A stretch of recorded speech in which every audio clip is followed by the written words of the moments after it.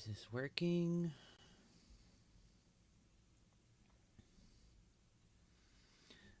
I wonder if anybody can hear me. I wonder. Alright, share.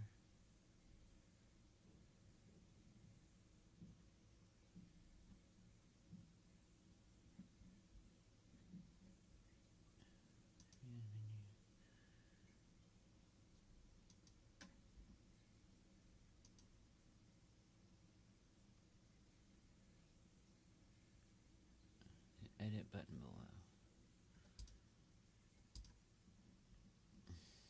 What edit button below? For real, like, I don't see. Send feedback.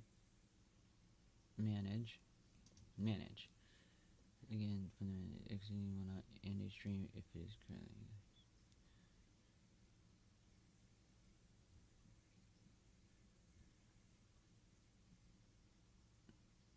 Cancel.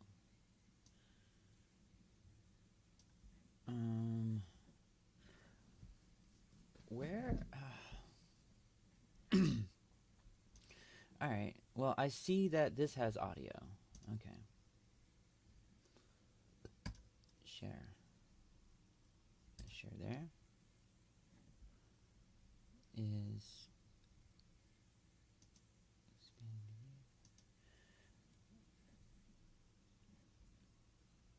Let's see if I can, like, find myself.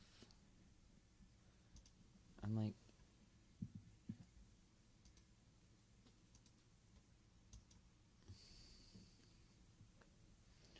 Let's log into my other account that I can't stream from that has 7 subscribers now.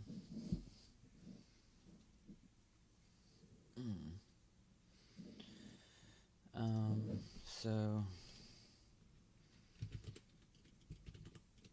what did I title this thing? Bitcoin market analysis with astrology. Let's see if I can. Bitcoin market analysis.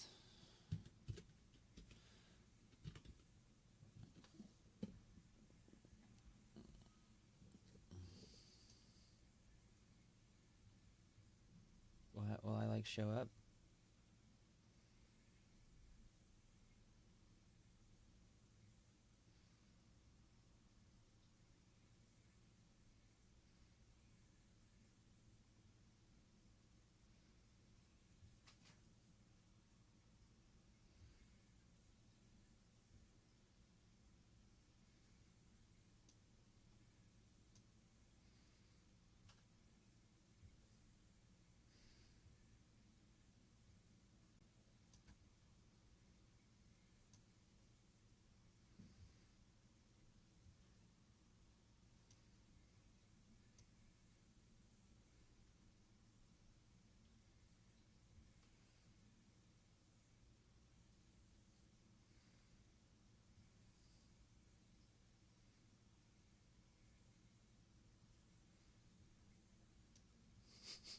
Wow, there's like so many of these things. How am I going to stand out? I don't know if I'm actually streaming.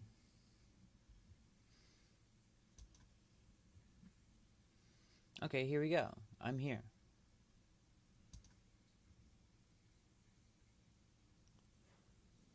Okay, here we go. I'm here.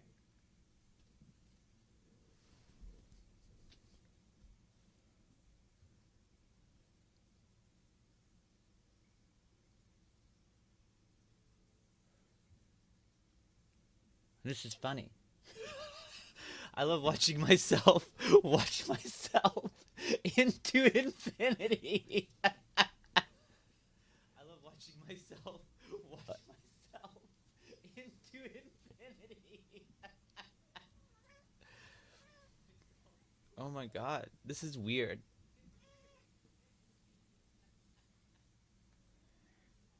This is so weird.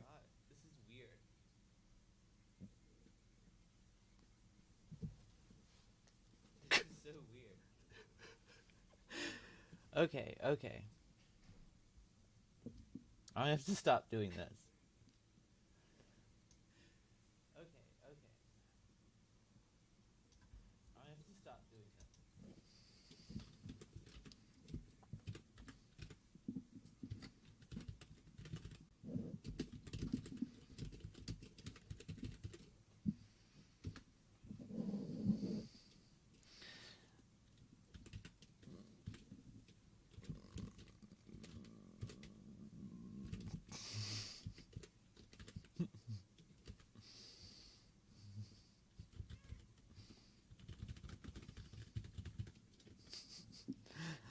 Alright, that's enough. There's enough playing around. No, it's because no one. I don't have anybody watching me. I have 6 subscribers, but I don't think. There's enough playing around. No, it's because no one. Okay, fuck. Alright, alright. I had to turn off my own thing. Okay. This is me looking at me making my video.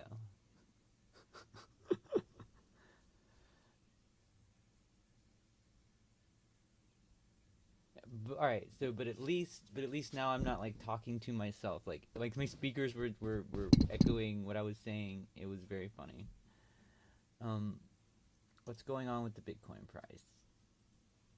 Oh, let's see. Oh, I want to go over so much, and I want to like do more lines. I haven't. Oh, there's so many more lines to draw. I have so, and my astrology program crashed. I got to get it to spit out the reports again, and I have to use the bathroom. I finally figured out how to do these live streams. Eventually, it will let me do them on my new channel that I made, DarkEYEstare Astrology. You know, I have all this new stuff. Oh, look at this! Yay! Okay, I have to go to the bathroom. I have to pause this stream somehow. There we go. I think you do like this.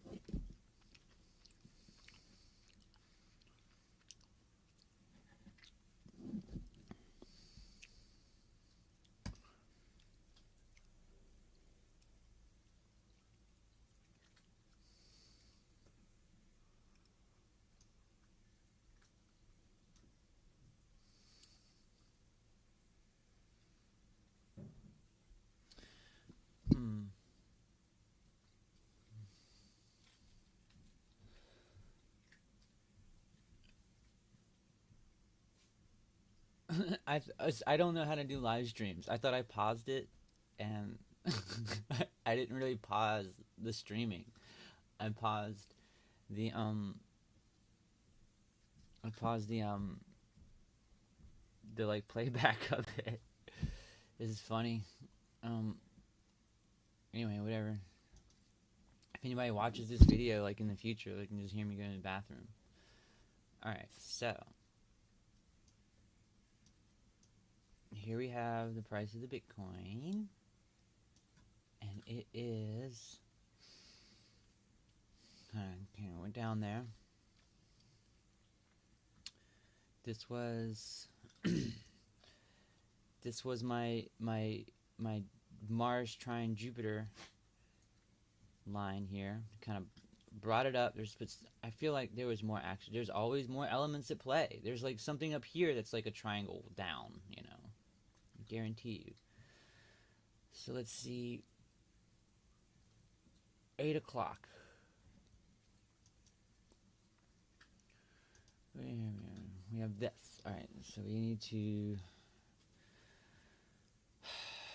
What should we be looking at? Should we be looking in days? Should we be looking at everything like I was before in the other video? Trying to see every little tiny thing? Well, maybe we'll kind of start there and then we'll work back out. Or no, I learned from that. What else do we have? This is why I wrote stuff down on a piece of paper last night. I wrote stuff down on a piece of paper. Where is my writing utensil? Ah, that fell apart. Alright. Ugh. Here we go. Can I write with this? I can write with this. Alright, so we have... What do I have that I didn't plot? That's important that I didn't plot. I plotted everything that was important. So let's just draw from...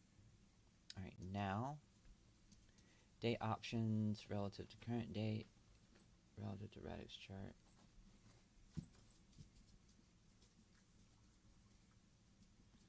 Adjust 1 or 2.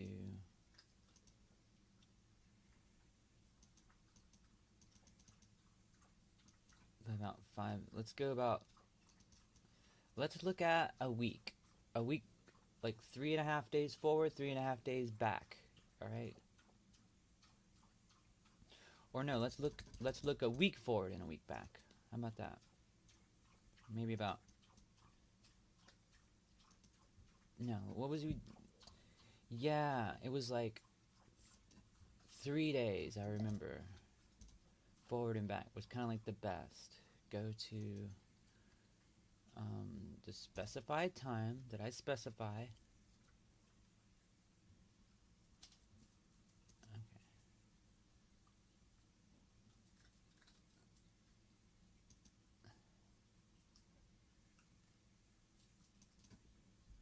All right, which is now.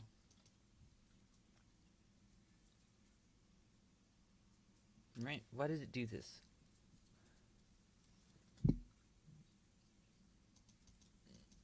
Three.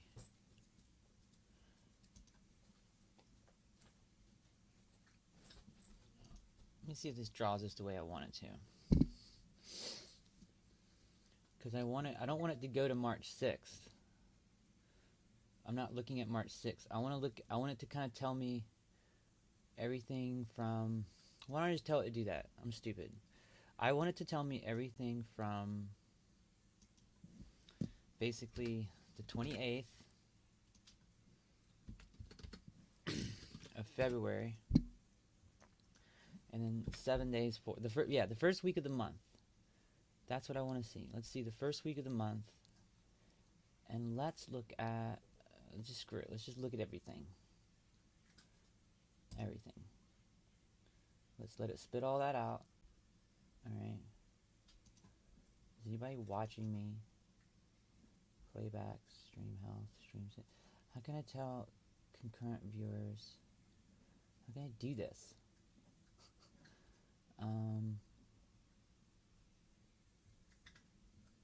I like how that was me. It was my one viewer. It was funny.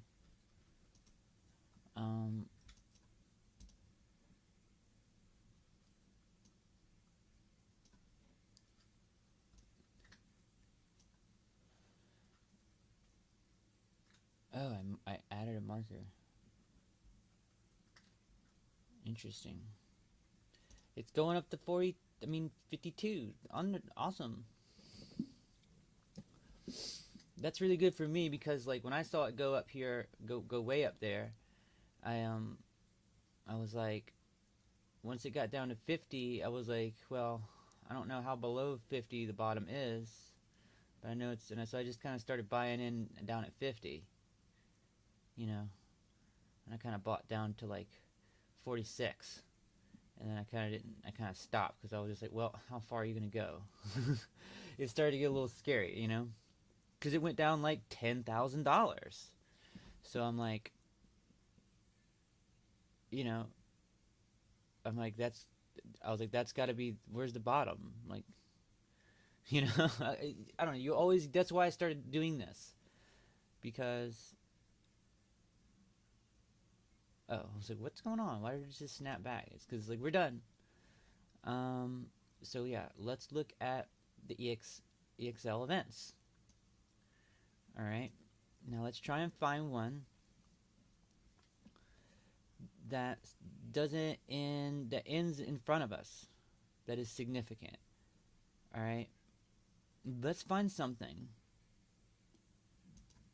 that peaked around 8 a.m. All right. That's what's going to be significant.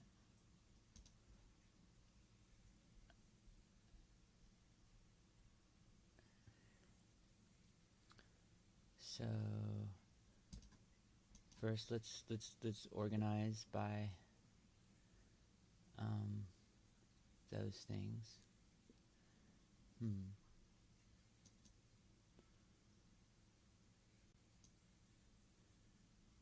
Event type, aspect, point, EXL.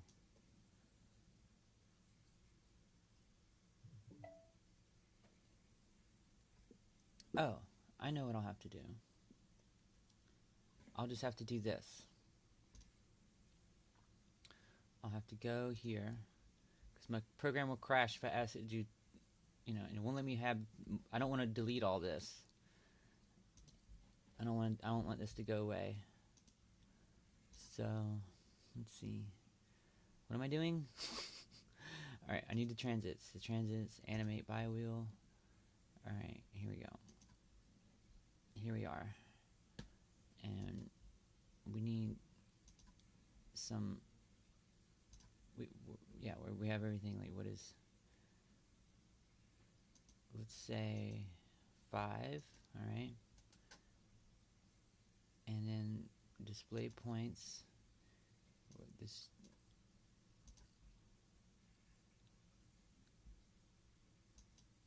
alright. And it should be all the same things. Correct.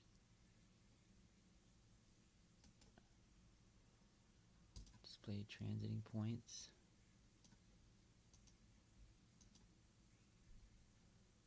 Okay.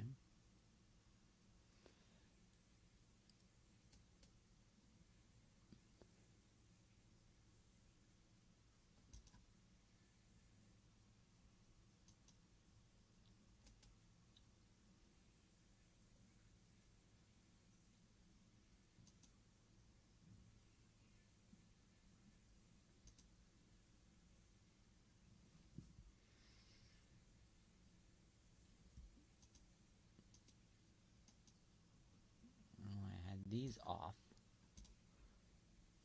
These things I don't mess with. I haven't learned these things yet, so it's like, if I were to see those, I wouldn't know how to interpret them.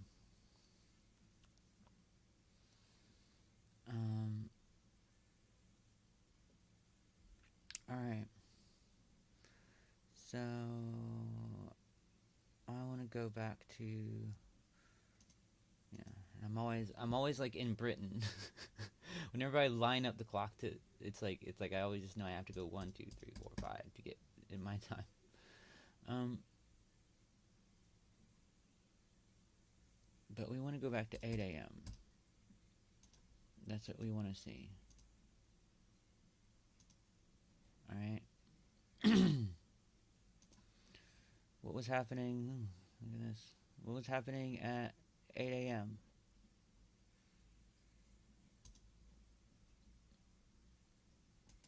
Couple things are happening. Let's weed these out.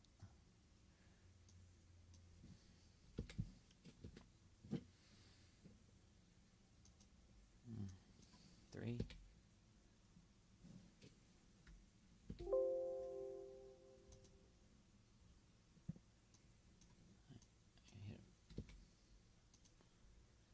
Okay.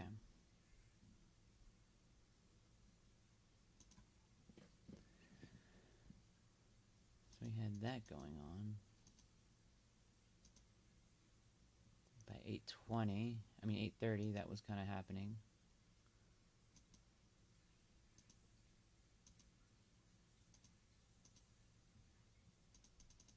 Ugh.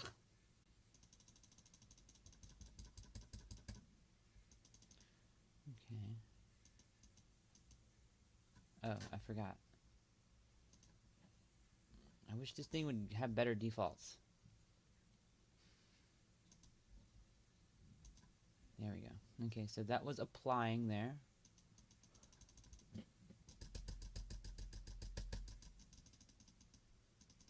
It's still applying. It doesn't break.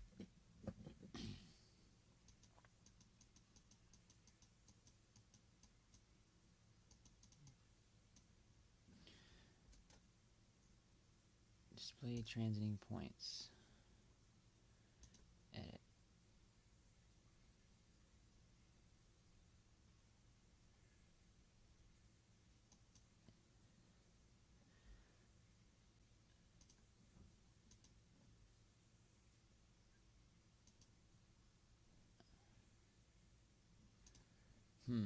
It's like I want to say I want to say something very specific. I want to act like there's like some kind of very specific event that happens at 8 o'clock that like kind of like pushes that peak, but it might not be anything specific.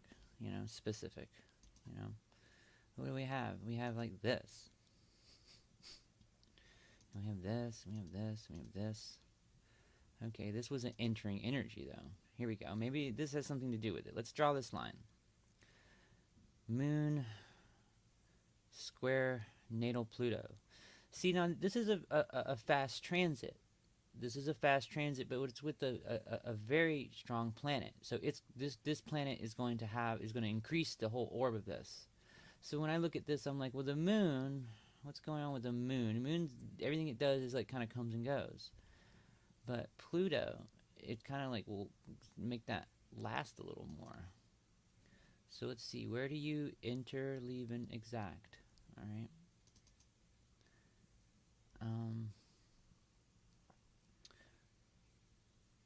I'm stupid. I'm looking at the wrong frickin' day. I'm looking at days ago. Where are we at? I only have those old values to reference back to usually. I'm not living in the past. We wanted to see here. March 3rd, 8 a.m. What's going on? Okay, here we go. Oh, look at that. Yeah, okay, so this is Vulcan. Vulcan is kind of like it's like a mysterious orb that like flies around the sun. Like closer even than Mercury. That's the way I remember it was described when I looked it up. It's like a mysterious orb that like flies around the sun. Like a fireball. Let's see. So that's leaving. See, I want something that's like exact. Yeah, look at this guy. This is a huge transit, probably.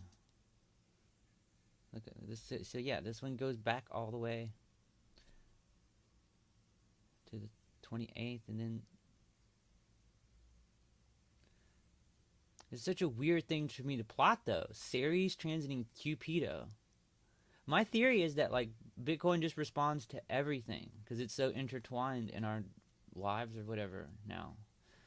It's like the more it's adopted, the more I believe it like follows the astrology or something. And it's like now is a time when it's gonna be stronger than ever and just be super crazy volatile. Everybody's trying to get in on it, make money off of it, all around the world. This is like, I get onto myself sometimes. Be like, wow, why didn't I notice this before? And I think maybe it wasn't that noticeable. So 8:08 a.m. and then we need to go all the way back to the 28th and then forward to the 5th. So let's go. Let's plot 8:08 today, this morning, all the way back to the 28th, basically 4 o'clock, 3:56.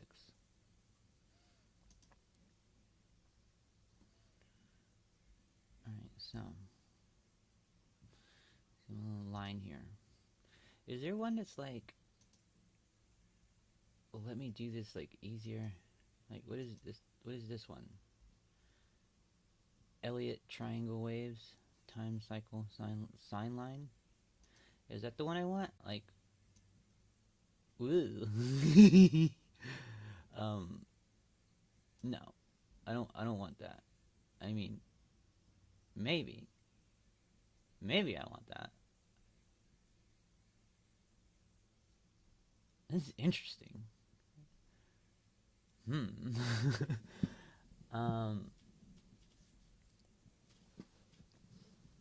Yeah, actually.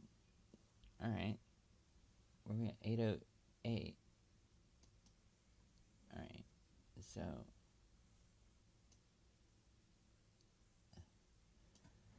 How do I want to move it like higher. Oh, here we go. Here we go. It goes up here. Yeah. This is interesting. No. Because what I want to make it do, I want the top of this thing to be, let's see. We got 808. Is it there? Did I put it there? Oh wait. You like, it's midpoint, right? What I have is midpoint. This thing. How do I select you?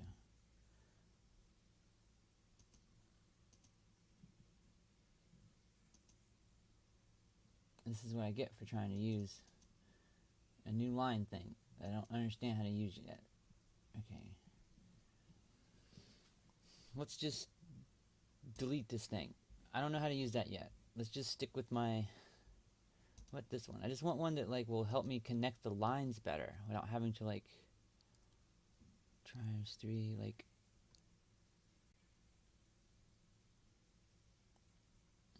Sometimes I move the lines around by accident. Ugh. This I could just play with. Alright. Get back to what we're doing. What is this one? I don't know what color should I make this one? Let's see. Let's make it like... Wasn't one of them the Cupido? Cupid, basically? Yeah. Ceres and Cupido. This is a pink line. This is a pink line for sure. How do I know if people are on my live stream? I have to look back here or something? Analytics. Playbacks.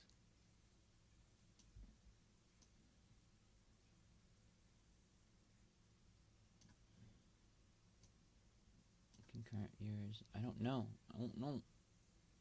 Maybe I'll know how to see it when people actually watch my thing. Back here. Okay, let's do this. I'm like being stupid. What is this? Don't. Horizontal ray, vertical, parallel channel, disjoint channel, flat top, bottom. Let's do a regular trend line. It's just not one thing at a time. Darn it, I didn't mean to do that. Okay. We're at 808, right? 808, 809 maybe. So yeah, there's not... Is this like a negative thing? Or is like... Put it there. Alright. And then we want to go backward to 3:56 p.m. February 28th.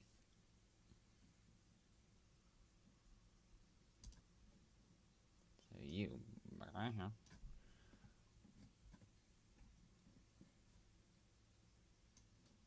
drag it over here and just get a little smaller. Come over here. Oh yeah. Let's get to the 28th. Hey, where'd you go? Get down here. Down here.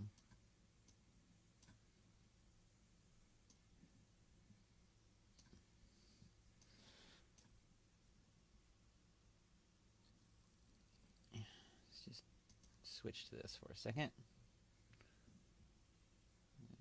28th, where are we at? Oh yeah, see? Sometimes I'm like, I realize like, I need to like stretch this back way more.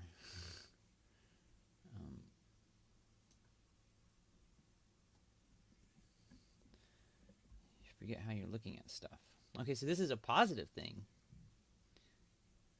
Because look, it brought from a lower. We're at 356. What is that? 15. So 1556. So yeah, you look at it here. It was kind of helping things out, right? 1556, somewhere like here.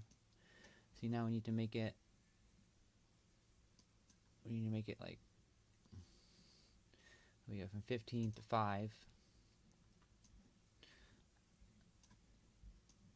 All right.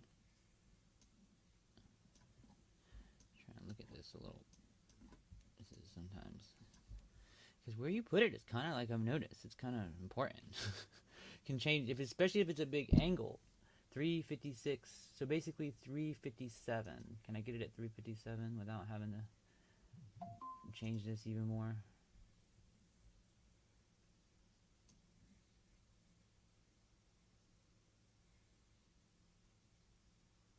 No, wait a minute. It's 1557. Look at this. Look at you. And that's okay. So it's like here. It's like there. It's in that little thing.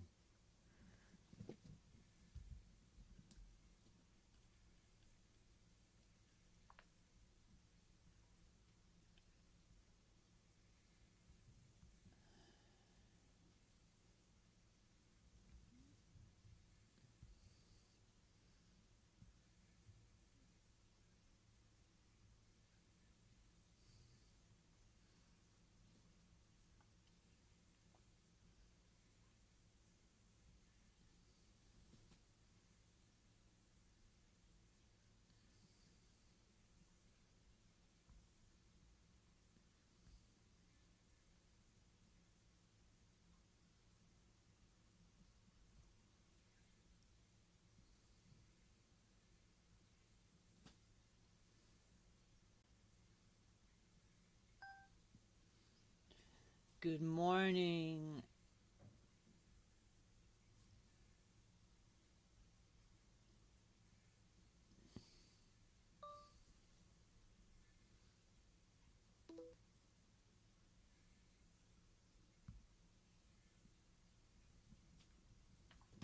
Okay, sorry.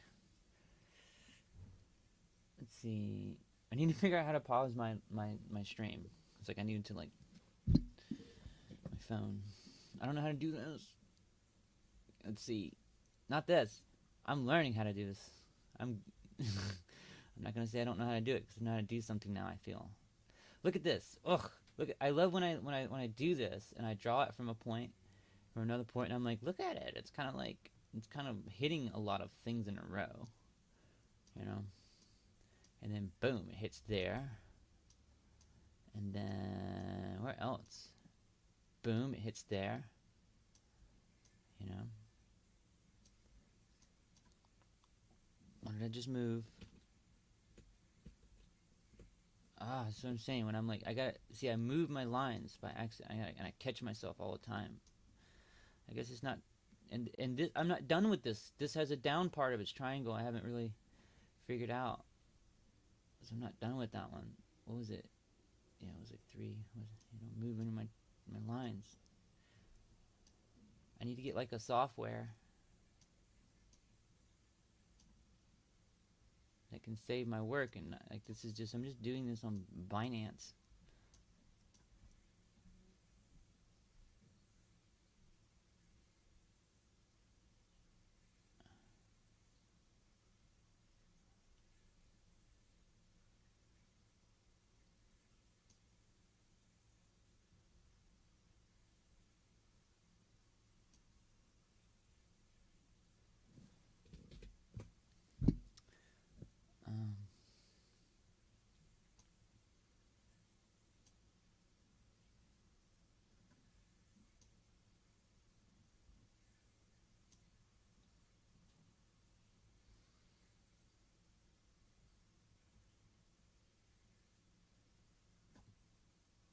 Okay. So this is like a positive thing, and it came to a peak there. All right, and it's going to continue until about 11:53 in March 5th. So like that's really looking ahead. All right, that's like really looking ahead. Um,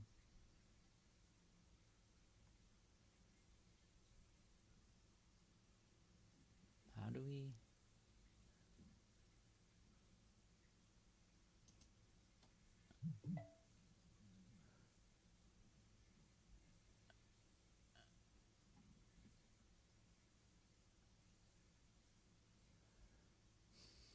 Look how sharp of a triangle it is. It's interesting.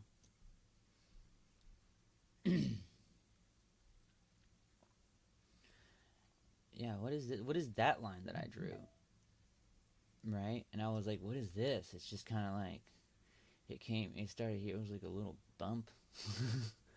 Like, this one's weird. And here we have this one. And I plotted it out all the way. This one I tried to plot all the way out. This was something I plotted. I can't remember what it was. So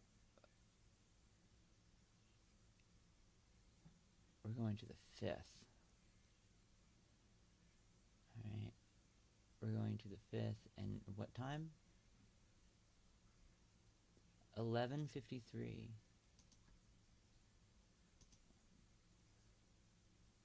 11:53.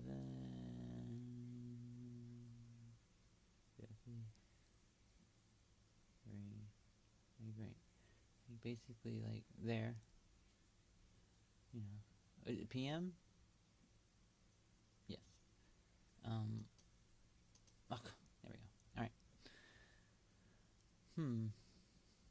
So, I mean, so at this point in time, I mean, look at it. That was a terrible point in time. Like this thing might have came in and like really helped and saved the day. Who the fuck knows? So this is like we're down at like 45, guys, with this transit. Like it's not the only thing going on. Like I'm just gonna draw them each one at a time. But I gotta have to draw this triangle down at 45. That's a little like really way down here. Okay, all right. We'll draw it there. Right? Is that the 5th? Yeah,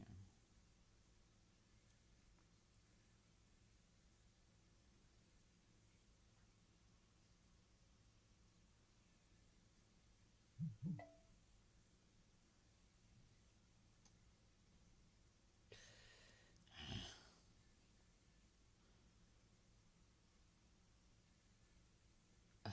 Why is this moving around wrong?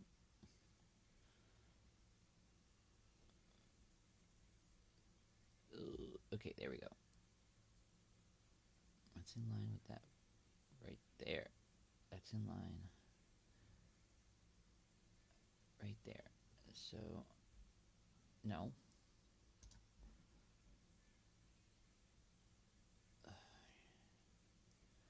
Where is that? There. It's there. And then over here.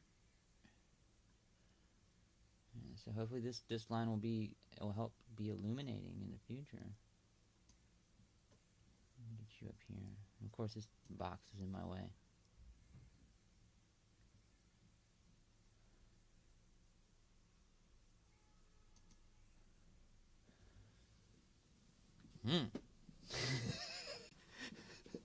I mean, I don't mean to worry anybody. I mean, I want to look for some other lines that's gonna, contradict this. I don't want it to go down. Ideally, I want it to stay above this point.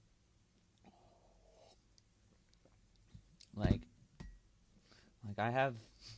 I personally have buys. I'm not even gonna freaking lie. Like, starting from like here down. So it's like I saw this and I'm like, yeah, you hold this up there. You bring this up here. Let's find out what brought you up here. Let's find out, it's almost like now I realize that I really wanted I really wanted to find a small angle around here. Like one that was like the moon, you know? Like I was hoping like this was like the moon made a really positive angle just for a moment that just added this little boost here in the middle. But now I'm looking at it and I'm like, whoa, maybe it's this. This was like kind of like the thing all along. Look at that, baby. Now it started at the bottom. Now we're here. Like that. This triangle was close to that bottom. Like that's a little scary. So that means like here's the get ready for some more 43. But it's like,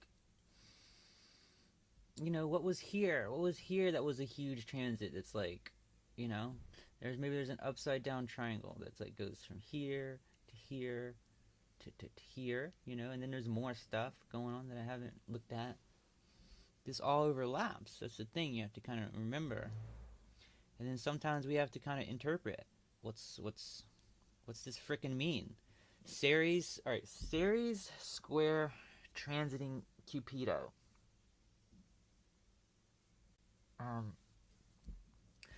Like this is how I learn astrology, guys. You want to see how I learn astrology? I just Google it. Sometimes I'll just be like, Ceres transiting square Cupido, because sometimes you just get people talking about the exact thing. Oh, here we go. Midpoint observatory. They're talking about the combined energies of this planet. All right. No, this is the astronomy. This is astronomy. Astronomy and astrology are different. Astronomy is the more math. See, I'm trying to like. Serious side of astrology by identifying romantic relationship with soulmate. So like Ceres is like the harvest thing. Cupido is the one I don't know how to describe very much. Cupido. See, sometimes you have to be like astrology. Meaning. Okay. Okay, so Jupiter. All right. This is the Uranian astrologer. This is a very interesting. Like I've come across this before. Control F.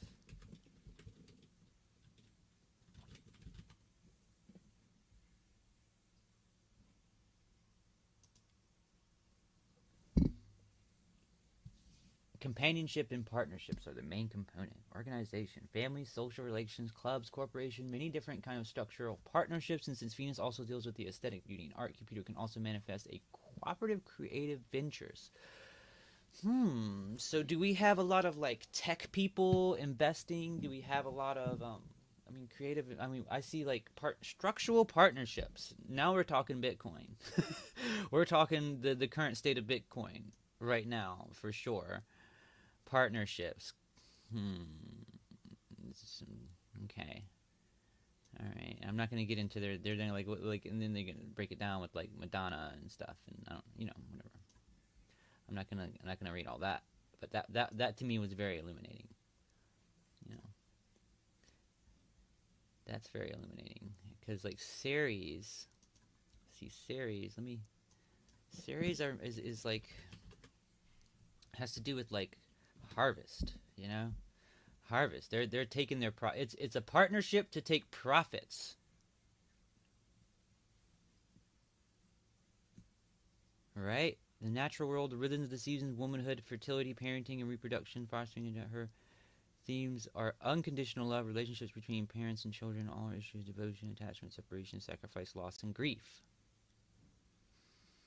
Oh, I have like an aspect in my chart that is like my Venus is conjunct Ceres, and it like said I would be good with making tinctures from herbs or something like that. It's literally what it says, and I was like, okay. So I know it's like Ceres is associated with Demeter, Dark Queen Persephone, natural cycles. Okay. So this is about So this is something about partnerships. Partnerships. No. The natural cycle of life. All right. And womanhood or something, fertility, squaring this thing that like rules like partnerships, you know, Cupido, you know, people falling in love, partnerships. It's like this is a more, it's like Cupido is like just is like Venus, but it's like just the partnership side, I guess. Maybe it's not really like the value asset side, you know. And this is like natural cycles of life. So it's just like this whole thing. Where we at? Where we at? This whole thing is about like partnerships and the natural cycles of life. So I guess like this is like a natural cycle for it to go up and then to go down, and quite a trend, and it to be. And now a square isn't always bad. See, this is why a square is not always bad. See, squares are just like a combination of like opposing energies. All right, they can be very powerful. Squares are powerful. Look at this. This was a powerful square. You know, partnerships. People probably got together. They saw the price was falling, so they pumped it up to keep it up. Maybe, you know, like people stepped in to pump it up. But it's the natural cycles. It's for people to then start taking money, taking some of their money back. You know, they're like, okay, we pumped the price back up. We're gonna take some profits, and you know, some other people need to step in, you know, or it's gonna go down. Um, it's the only way I can make sense of this.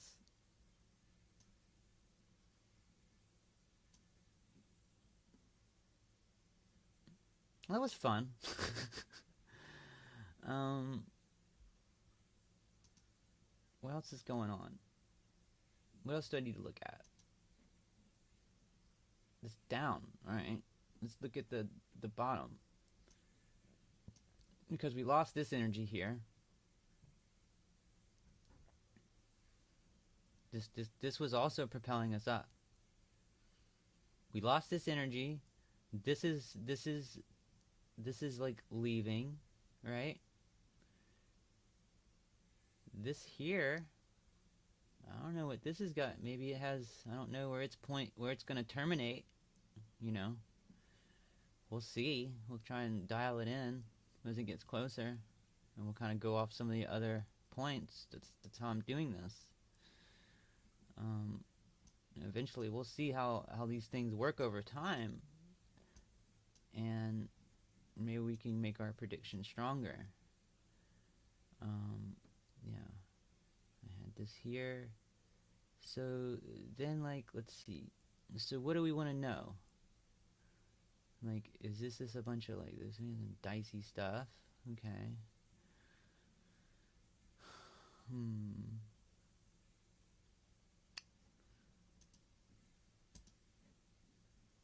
Okay. Well, let's look at something else.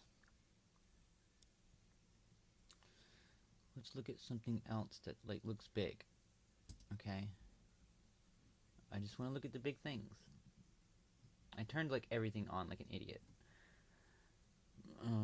But I'm glad, because I didn't really think to include some things like Cupido and Ceres together, like transiting Ceres to the radix, the natal. I mean, this this computer calls natal things the radix, and it's kind of got me saying it, radix, rad. Anyway, what am I doing? So yeah, because I like to plot things that are like a little bit in the past, a little bit in the future, happening around today. You know.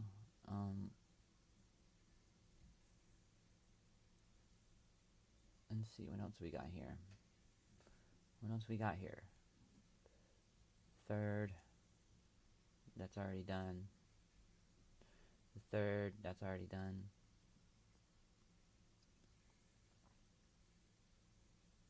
Oh wait, look at this. So this is interesting. This is something that's ending, or ended. All right, no, all right, that's done. Okay, I need to get further down the timeline. We have this. That's interesting. Now see, that's a huge one. See that B, that means it's like this entered like before the 28th. And the leaving, oh yeah, this even like hit already, and so maybe this is what I should draw. But I have to put out a new report to see where its hit point and its enter point was. See, like that's a huge one. That's huge. It's Jupiter and Pluto.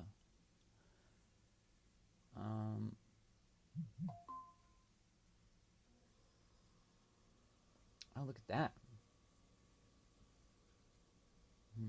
I wonder why they group those together like that. The descendant with, who is that? Aries.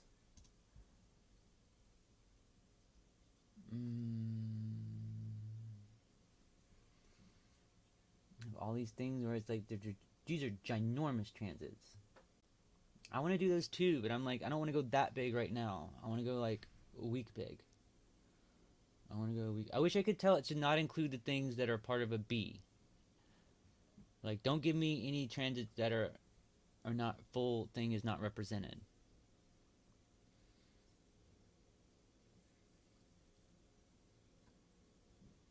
And see even that one. Oh, I'm stupid because those are all in the beginning. No wonder.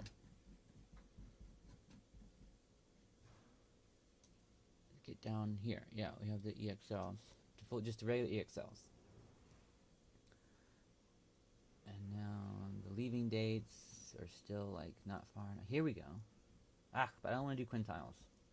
No quintiles right now. Those are too wavy looking. I'm looking at the things like the regular harmonics. What do you think you call them? See, this one's interesting. That one's like a boom, boom, boom. See, that's what those are. That's what those are. Oh, okay. Calm down. Quintile and quintile. So this one's interesting.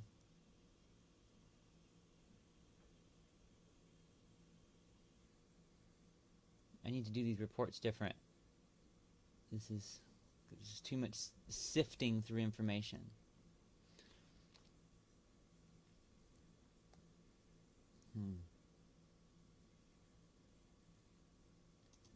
Here we go. That's interesting. I'll do this one. Oh no, this one already passed. Ugh. Alright, oh,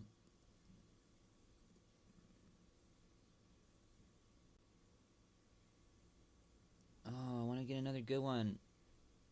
Another good big one. Let's see. Okay. That one's already passed. 1, 3, and 4. Okay, here we go. That's a little interesting. I mean, it's an in conjunction, but you know what? It's an in conjunction, and it's Estrella. So, for this transit, 1. It's a quincunx, but you know, I'm gonna take it. I think it's happening at the 29th degree too. The 29th degree is important because that's where Bitcoin's Jupiter is. So this is also, these are part. This is part of. So this one is kind of like tied in to the Mars Jupiter transit. It's gonna somehow be related to that. All right. So we have to go because as Mars was making that trine to Jupiter, then came in this action came in, and you know, it became affected by this as well, right? Let's plot this one. This might be interesting and illuminating about that transit as well. So we have, let me write it down. I'm gonna write down on my piece of paper next to that. Have, let's see, so I'm just gonna write this down. Ugh, I hate that I have to use a pencil. It's not, I have to find a pen.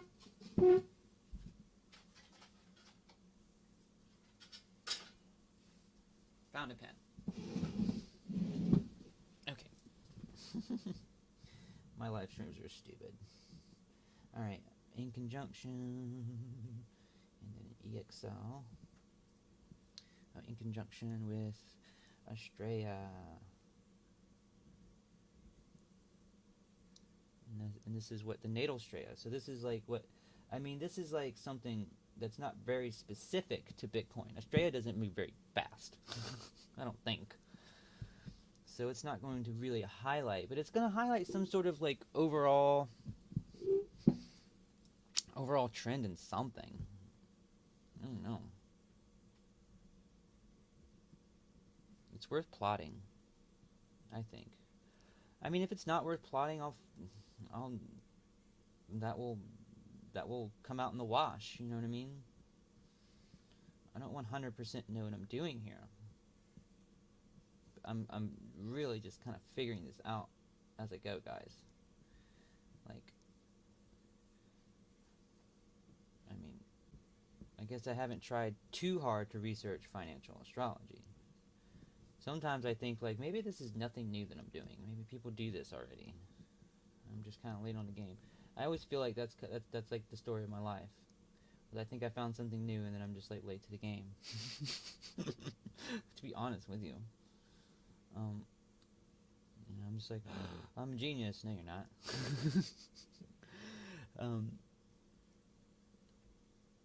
Yeah, life lessons. All right, I have this written down, so I don't have to keep opening this up, because I'll keep having to open this back up as I'm trying to draw it. I need to be more efficient. All right. Now, and we need to draw. Oh yeah, and it's important. We do need to like build off of things that are related to this, because these two purple, this little array that I have. I guess I should delete this, because this part proved itself to be irrelevant. Purple is the Mars trine Jupiter, and now we're going to draw Mars quincunx, or in conjunction, same thing, to Astraya. And we're going to start at 728 on March 1st. Alright, March 1st. Oh yeah, that was 7. That's 19, right? 19. Let's see. No, okay.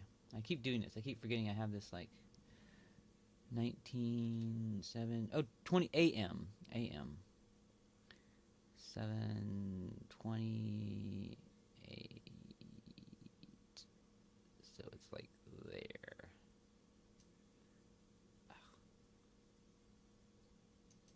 There. Alright, and then it's 3:03 is its peak point, 1 a.m. this morning. See, I like this one. This one seemed relative. Give me this 3, 1 a.m. Where's 1? Okay, so it's part of this little climb. Is that what's going on? That's what I'm saying?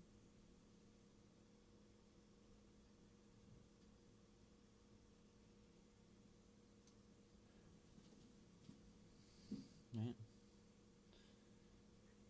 And we think, and it leaves 6:25 p.m. 3-4. So here we go. Here we are, 3-4, 3-4. And I mean, it was all the way down here, guys. Right? So where is it? It goes down to like the almost 4,800. So I need to be down 4,800 at 3-4 at 6:25 p.m. 3-4, 6:25. Okay, that's midnight. 6:25. What is that? That's 8. It's gonna be 18:25, right? I forgot.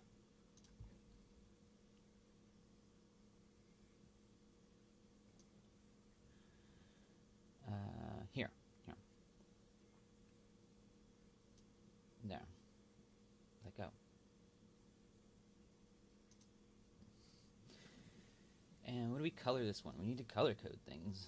a little bit. This is Estrella. Estrella, what are you?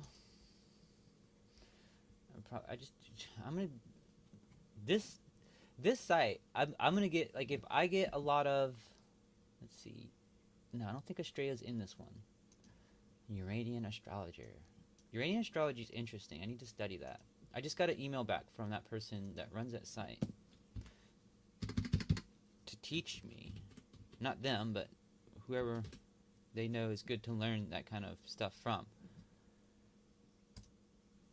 I want to learn more. See, Neptune. Oh, see, this is Neptune astrology. Maintains that Estrella represents moral values, reasoning, and good judgment, and she suggests that Estrella in the natal chart shows how we weigh up the options and choose the best course of action for us that fits into our moral values and benefits and beliefs. I don't know why reading that made me go into, like, my female voice or whatever, my feminine voice. I went into a voice of, like, a lady from a commercial. It was kind of funny. That's what Estrella does to you. The 5th largest asteroid. I like this picture. This looks magical.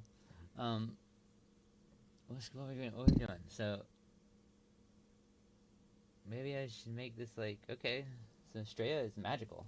She sounds very prudent, and this picture is very magical. And we weigh up our options, like, our values and beliefs. Okay.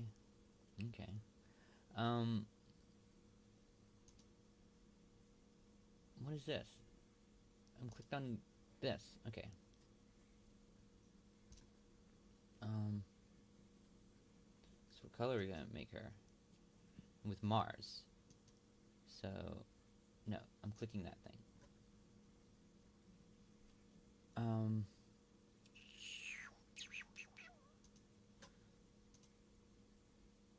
don't know. I think green. Something that stands out right now, really. That's all I want. Kind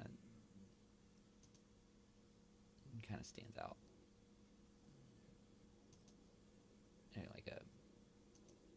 No, I can't see that.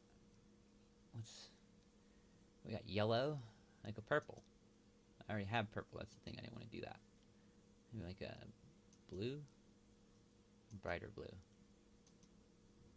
There we go.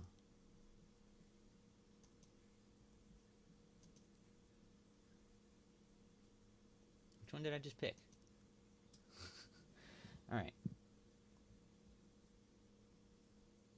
Straight 40, yeah, 47.8, and then 47, and that's like.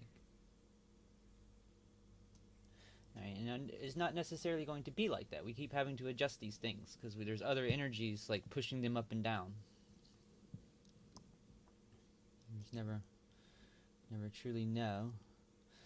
I mean, that's a little illuminating. I gotta figure out how to, like, pause the stream for when I have to use the bathroom. That's great.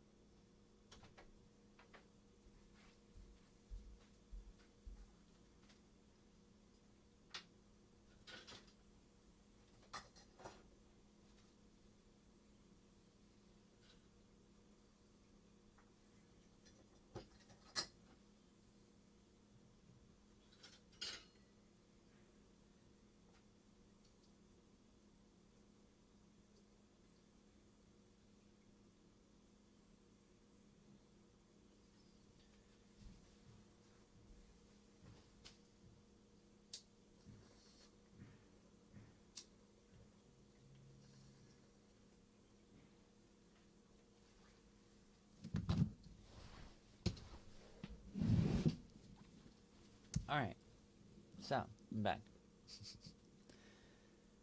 And yeah, we have these lines here. I drew for this Estrella transit.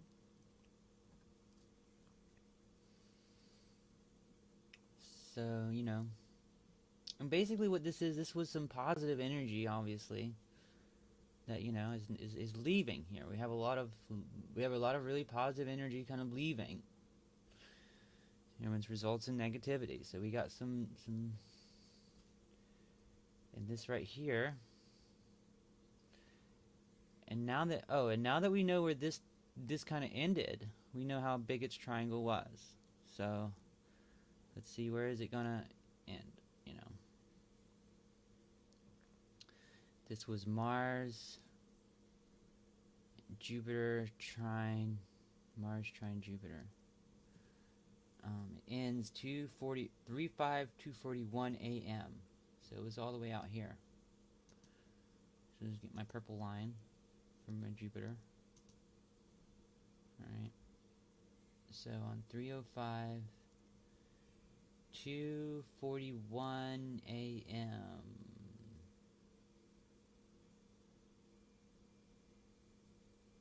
And then what was the price it was at its when it started? It was like 48 or something. It kind of hits that line right there. That's kind of interesting.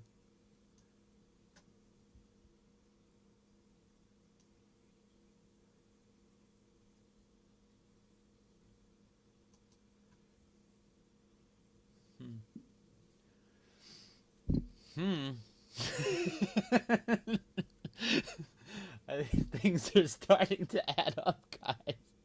I don't know. It's like, it's looking like maybe top of a mountain here.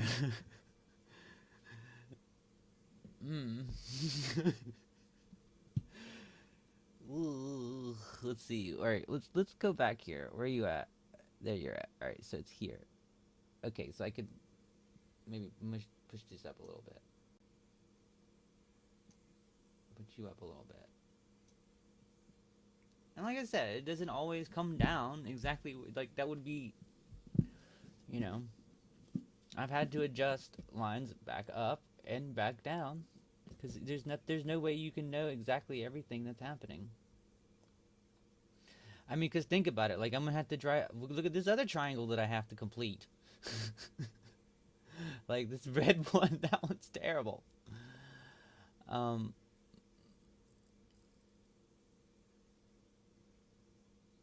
But you never know. Like, maybe this is a line that,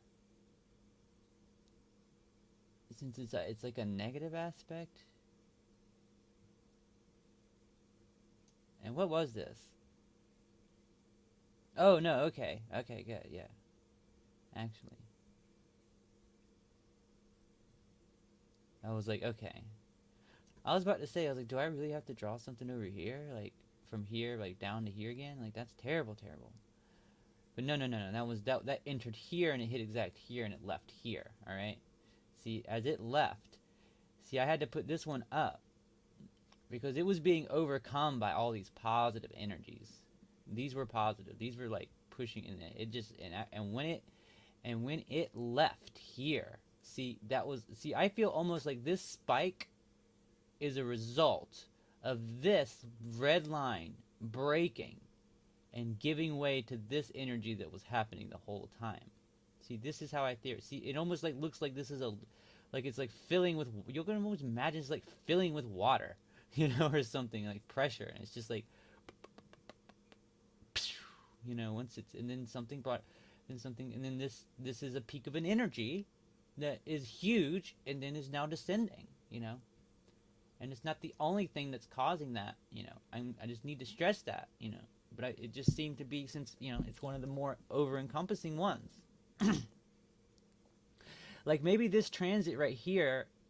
Like, don't be fooled by the triangle that this is like the biggest force at play.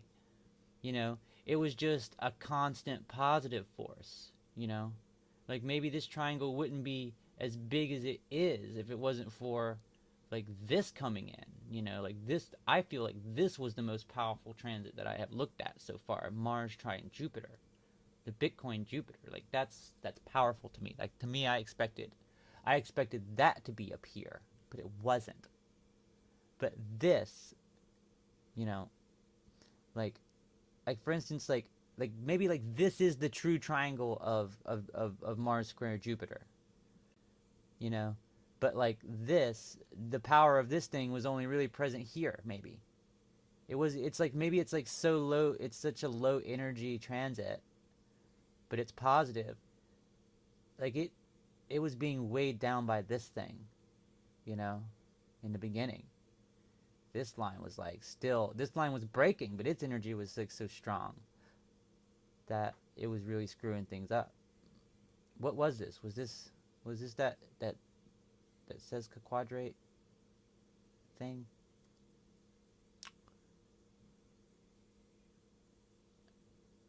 I forget. This is why I started taking notes. I started realizing I forgot what each thing was. I drew and I started color coding them. This is interesting. What we got here?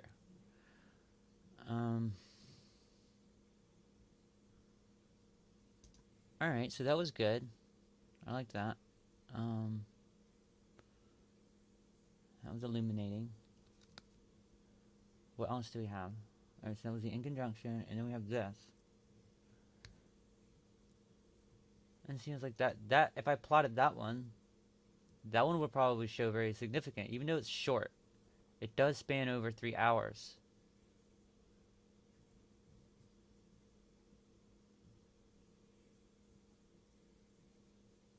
And then we have this. This one like causes all kinds of disruption. 1, 2, 3, 9 a.m. I don't want to. I want to see. I want to look. It's like time is always of the essence. I don't want to like spend too much time looking at things in the past unless they can illuminate further into the future. This quintile. I don't want to like really chart quintiles right now.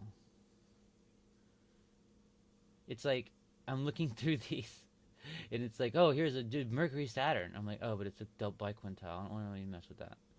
And then I'm like, oh, here we go. At least there's a semi-sextile. And I'm like, oh, but now it's involving Selena.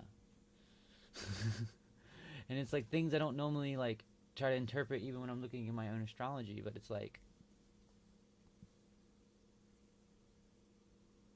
maybe, but this is but these are the criteria of a transits I want. So maybe I should just plot them. And we were looking at Mercury transits. You know, I think I was just talking about one. Right? That big red line, I think that big red line was either... Oh, I think that big red line was, that was Mars says could quadrate the natal sun. That's what that big red line was. So that was, yeah, that was very significant. That was a strong red line. That whole in conjunction with Estrella, that looked positive. Or what was it? What did I say? Cupido and Estrella? I didn't write it down. See? I didn't do that. Oh, back to what I'm doing. Oh my god, this is like such constant, tedious work. But it's really fun. I really enjoy doing this. I just wish I was more efficient. I need a better program.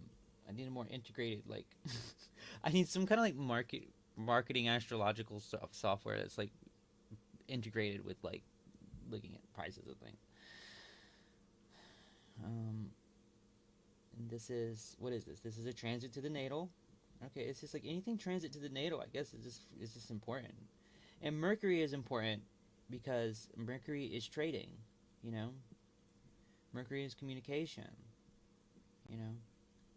Mercury is ideas. So it's, you know, that's why it's like Mercury represents market trading really well, because it's communication and it's ideas. So it's like you're just, when you're trying to like you know, figure out the price of a thing. Like it's like you're communicating about an idea, basically, you know, with another person, and how it should like manifest. So it's like, and its value. You know, a crazy Mercury Venus transit would be like very effective in predicting some sort of like price, or you know, shortage of sorts, some kind of thing like that. Fluctuate, not a shortage. I don't know, but you know, I think you guys get a little bit of my gist here. I need to get back to writing this down so I can then plot it, because you guys are just like, what are we doing? We're just looking at you. Look at this. 9:44.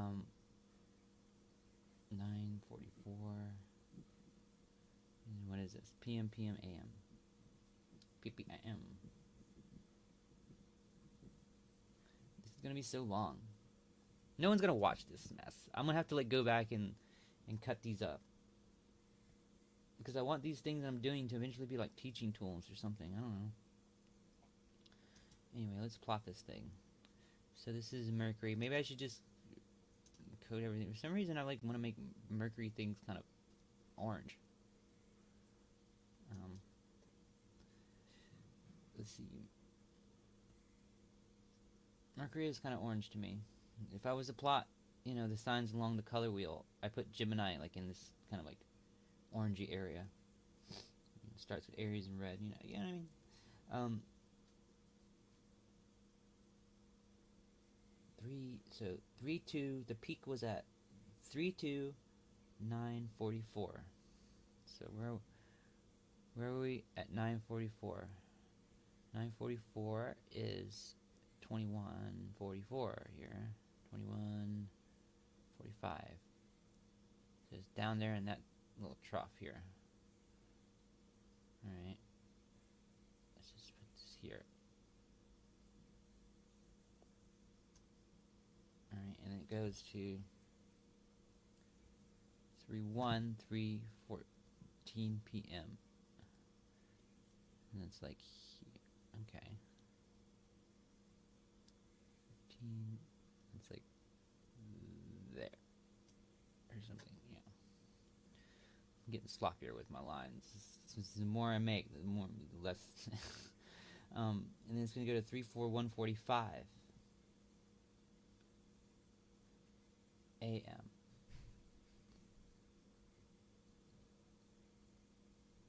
This is tomorrow in the morning.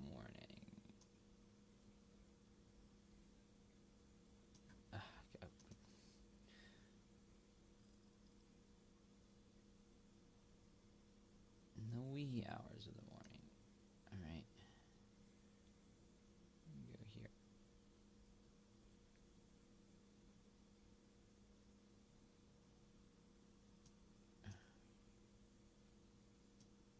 Alright.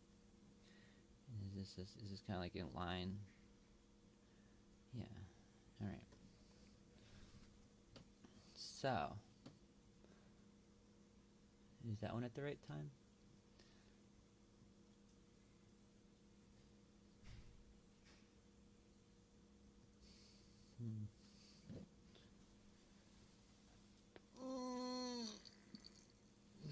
I am definitely drawing just like what looks like it going down, guys. Just drawing these lines. Just drawing the lines, drawing the lines. Alright. Let's see here. What else we got?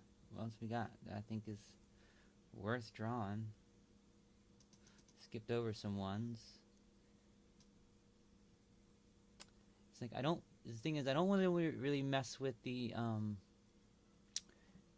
green ones and the light blue ones, because to me, whenever I look back at those transits, like they're just like really wavy, you know, like maybe that sine wave thing. I don't know, whatever.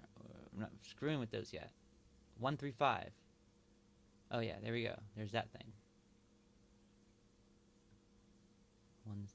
See, let's see, this is what they do. They even go in and out, like literally.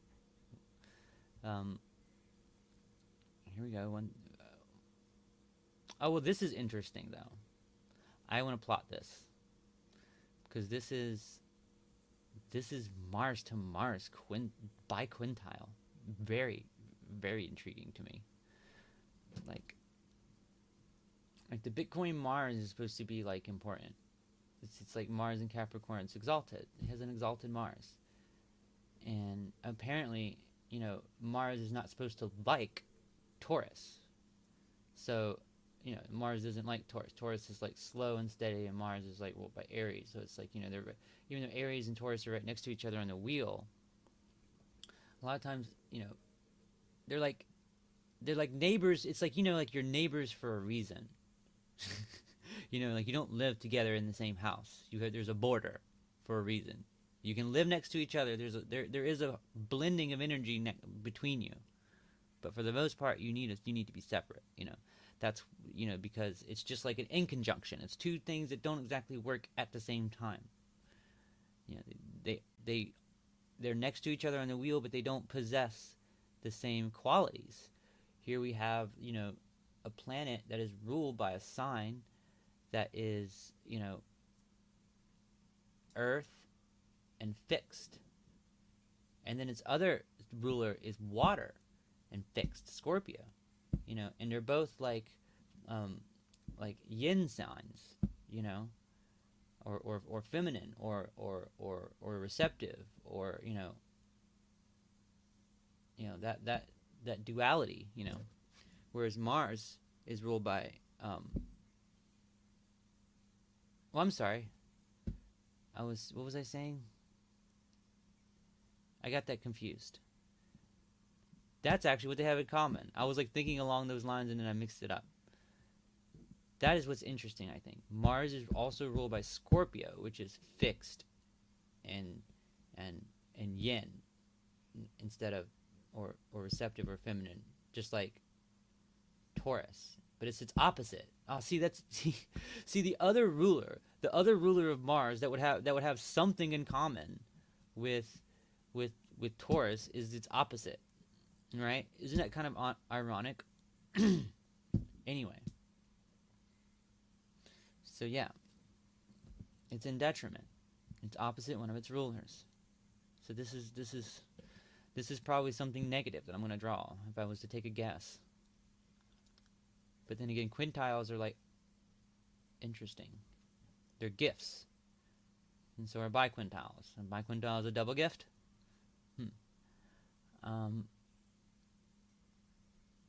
I mean, a biquintile is 144, and a quintile is 72. So it's like the quintile is like somewhere between the square and the sextile, whereas the biquintile is kind of like in between the sesquisquare and in conjunction.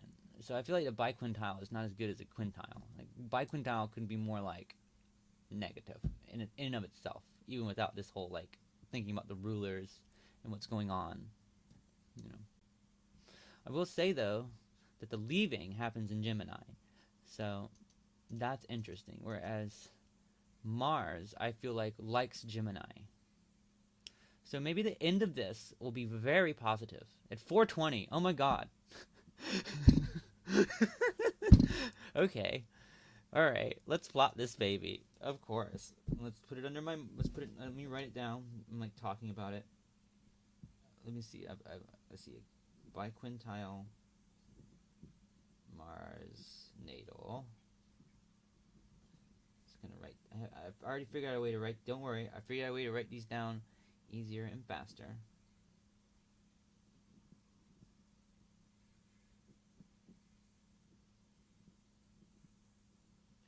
And the times are 5, 10, 4, 26, 57, 20. What is that? PAAM. There we go. Okay.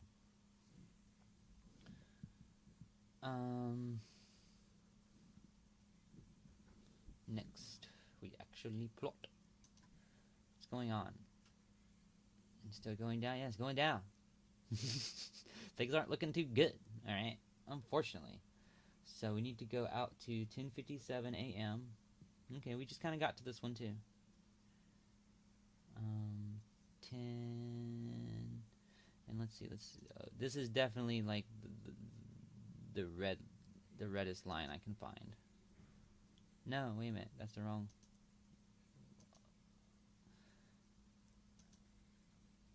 Alright, here we go.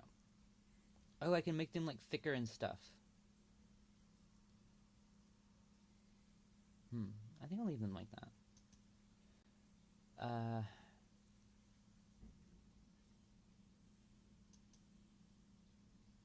So, wait, 10. What did I say? 10:57. So basically 11. And it's going to go out. Well, we don't know. We have to see what's been first. 5:26 on the first. So 7:30, and then okay, so it was here. So I mean, it looks good. Actually, see, what the heck do I know? I'm like, this is bad, and it's just like, no, it's part of the mountain. Dummy. 5:30, right? Where is that? Is that like there? Yeah, like there. Alright. Alright, so it's gonna go somewhere around here. All the way out to 4:20.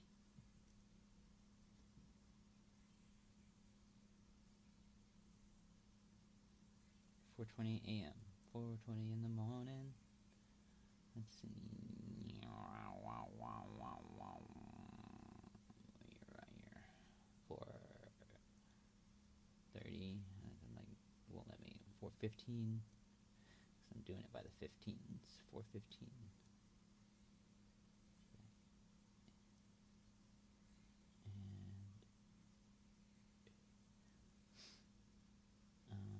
I was looking at the wrong box. Okay, good. I'm kind of glad. I was like, damn, I don't want to put it all the way down here, right? Did this move? Did I screw this up? No, this is 3:01 at 7:30. And then, yeah, from here, then we go out to this box. 3:05, 4:15, yeah. Ugh. There, okay. Right.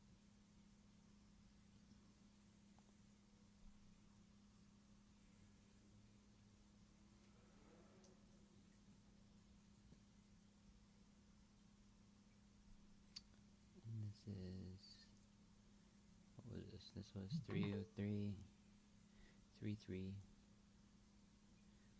3:11, basically.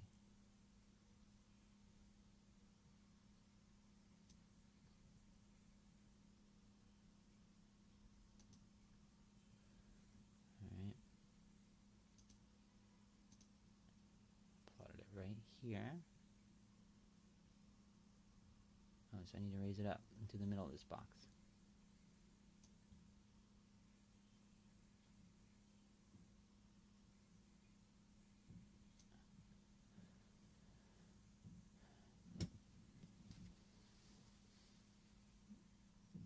Okay.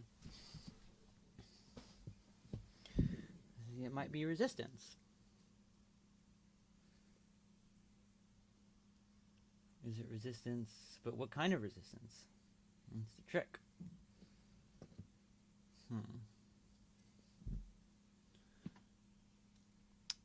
We still have more to find out, though.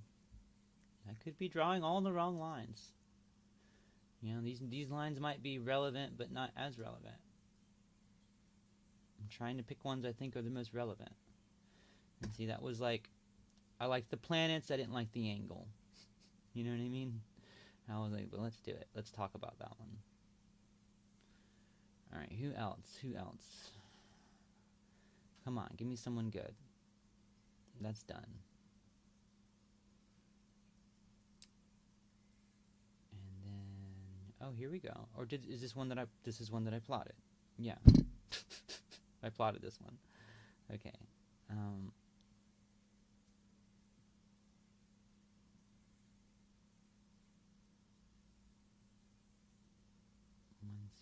3, 4. That one's done.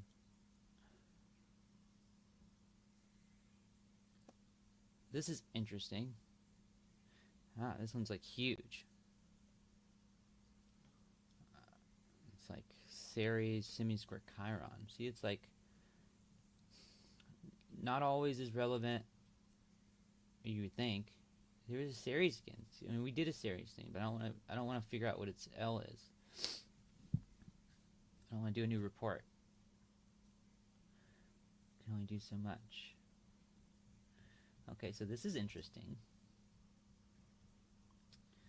The progressed moon. Mars trine the progressed moon. That's very interesting. The progressed moon. Oh, look at that. So the progressed moon is in a very interesting spot. I'm just kind of realizing. It's in trine with the Jupiter. With the natal Jupiter. 29 degrees.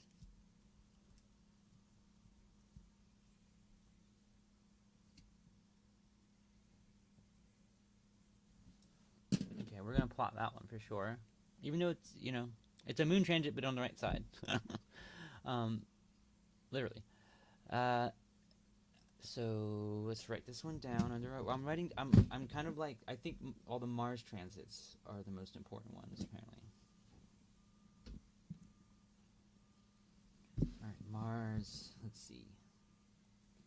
So trine. And this is on what days? 1, 3, and 5. Okay, okay, cool. I don't even have to write a new column for that. Trine the secondary progressed moon.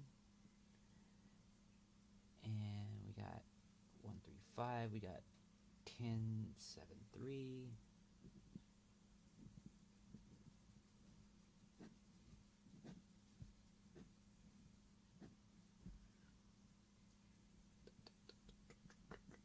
And then we got 47, 05, 13.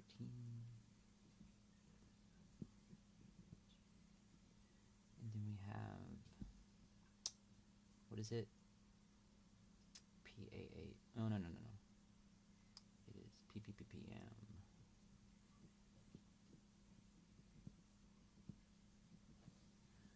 All right. Let's plot this.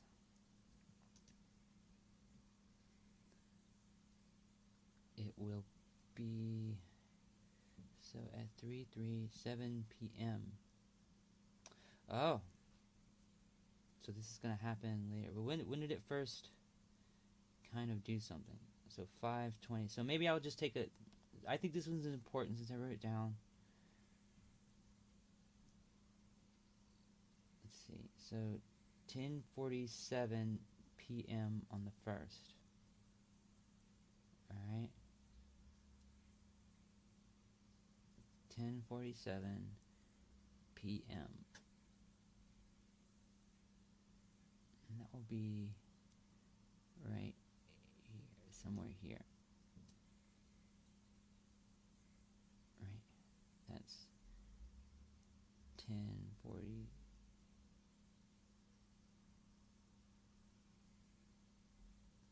Yeah, there. Let's make this, I don't know, really bright yellow for the moon or something, or maybe like white. I don't know. The moon is kind of like a white thing, you know.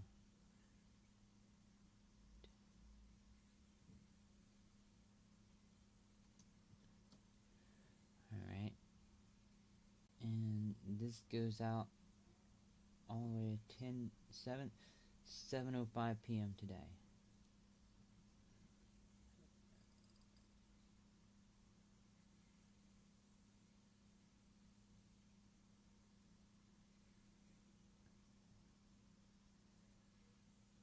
So let's put it,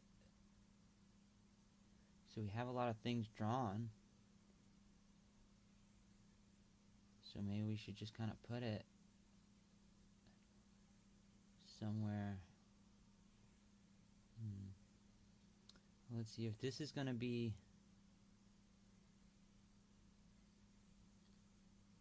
like, if we're going to be idealistic, we would put it here and tell ourselves that, let's put it between this. Here. Let's put it between this point.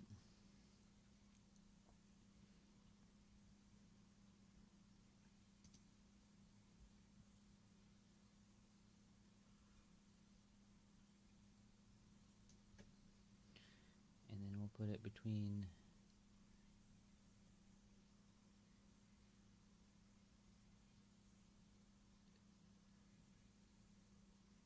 this point.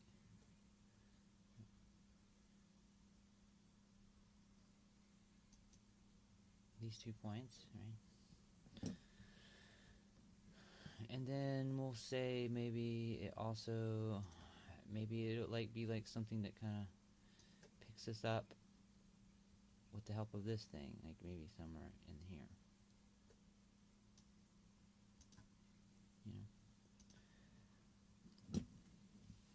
That's what we're gonna say for this transit, because I feel like it's gotta have a strong positivity.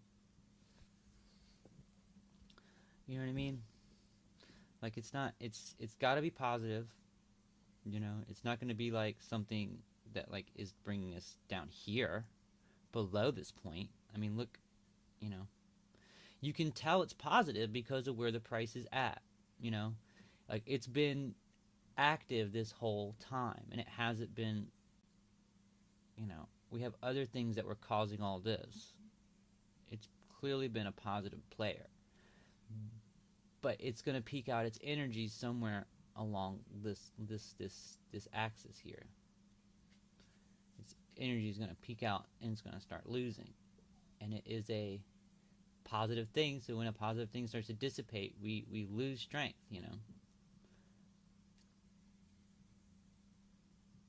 This right here, this to me was positive. It's losing strength at this point. This is where it hit. This is where it's like, this was really positive. It's losing strength.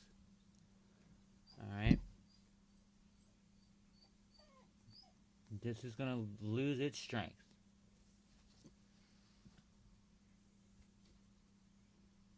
Somewhere. I don't know how well, because I don't know how many. I mean, this might be it. I mean, look. I mean, maybe this thing, maybe this was part, it was part of this thing. Maybe I should just drop, maybe I should learn from that. Look at that. Like, maybe I should learn from that. Like, that's part of that. Well, it's supposed to be 705. Put it in line with this top here. It was part of this positivity. It was part of it. Just like this was part of it. And it kind of reached up there. And see, there it goes. If I was to put it in line with this other one, all the way to 705. There. Like there, that's the most optimistic, idea I have for this. So maybe I should put this here as my like modest, following this big Ceres Cupido thing that apparently, and then well maybe maybe somewhere in here,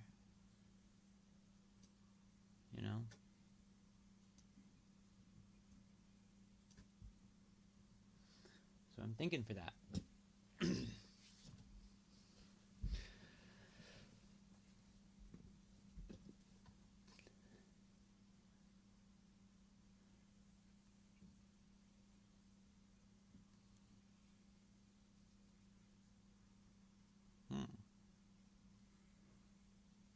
Gosh, it's 1 p.m. I could do this all day and night. Jesus Christ.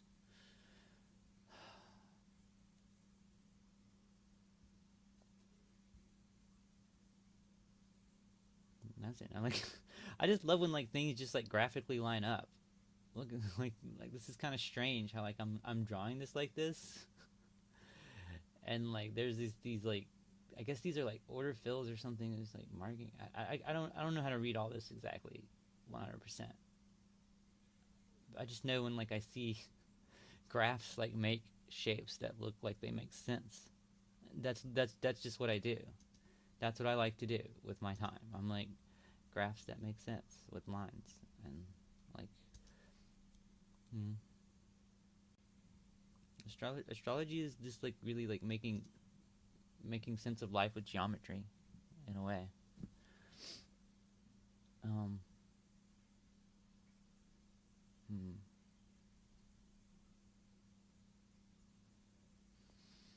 So a lot of things going on here. It's kind of looking like we should sell. I don't want to say that though. And go up.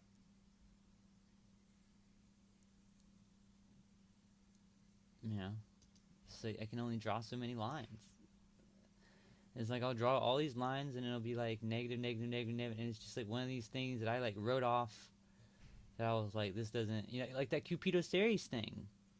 That is something I totally would have wrote off, but because it fit like a criteria that I was looking for, I was like, well, let me plot it, and it kind of looks kind of like important.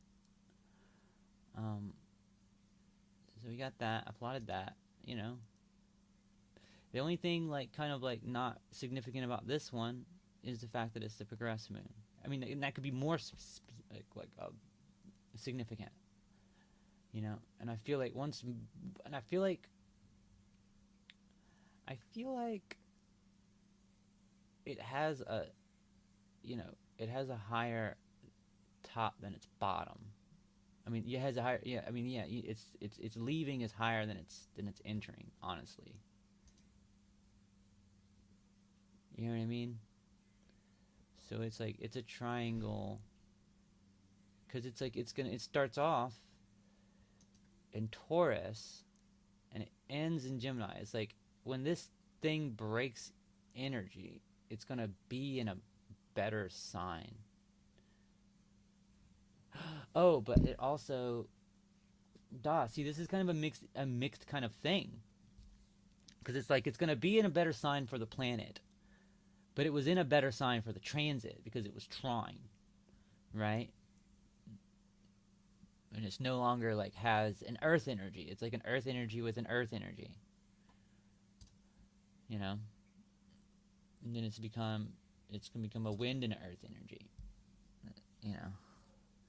It's like we go from like, you know, lumping clay together actively, and like, you know, it's like if we were to visualize this, you know, in a way, Mars is, you know, the one that's being like, Mars is like pushing resource. It's like action with like resource value structure. No, not structure. It's Saturn and Capricorn.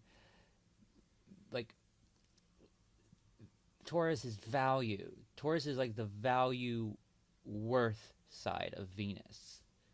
You know, and then you have Mercury. I'm sorry, Virgo, who's ruled by Mercury. But not, and we're not talking about Mercury right now. Virgo, who is like this, like very dividing up, like, you know, it's almost like you would imagine Taurus is like when you know, when you you put a bunch of like cookie dough together, right? You put a bunch of cookie dough together, you mix it up, the dough, and you make this big old bowl of cookie dough, and then you have to kind of like cut it up, you know. The cutting it up part is the Mercury. You know, it's just like, so this is us, and the moon is like, you know, is Cancer, which is like nourishing and like supportive and gives us comfort. This is making cookies, guys. This is making cookies. That's what this this is like. That's what this is. And it's like the final, it's like the final degree of Virgo. So it's like when something's at the final degree of something, it has like maxed it out. So it's like this is a lot of cookies getting really cut up. Maybe this is representative of like people taking profits from Bitcoin and dicing them up and putting them into the altcoins or their other investments. You know what I mean? And in reverse, taking their, some altcoins really blew up, so it's like, I don't know, this is, yeah. They're just like investments, like it's like there's some profits going to be taken on the downslope of this thing, and it's dicing up the cookies. All right, the upside is yeah, I love this analogy. This is so adorable. So we're making cookies here. We're mixing up the dough. All right, and we're cutting them up. I'm gonna start cutting them up here, because this is when when we get really into the, and with the Gemini is communicative, right? So then we're gonna start passing out the cookies, passing the cookies out. It's like, oh, I love this. I love it. This is so fun. you know, this sucks when you just look at it with math. This astrology makes it fun. Oh my goodness. Oh my goodness.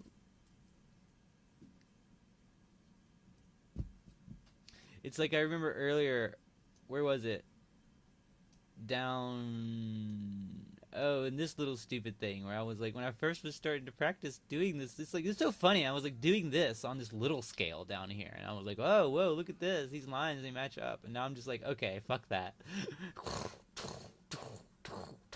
Where's the big action?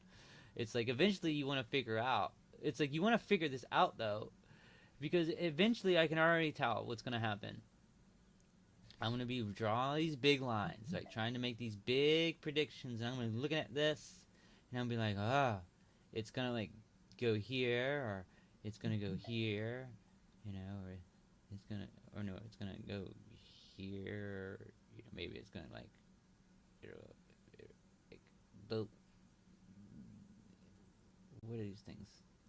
It'll be like, doop,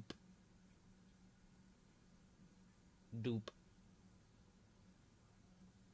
And dupe, something like that. I don't know.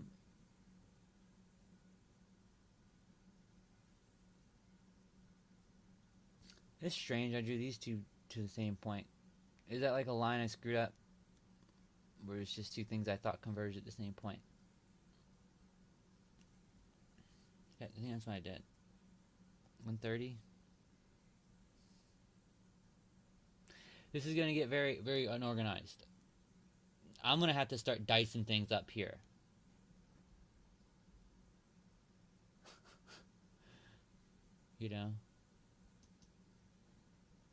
What is going on in my chart? That's relative to to this. I have 29-degree planets. I have my Mercury is at 29 degrees. My Mercury is at 29 degrees of Cancer, which would be, so right now, for me personally, Mars,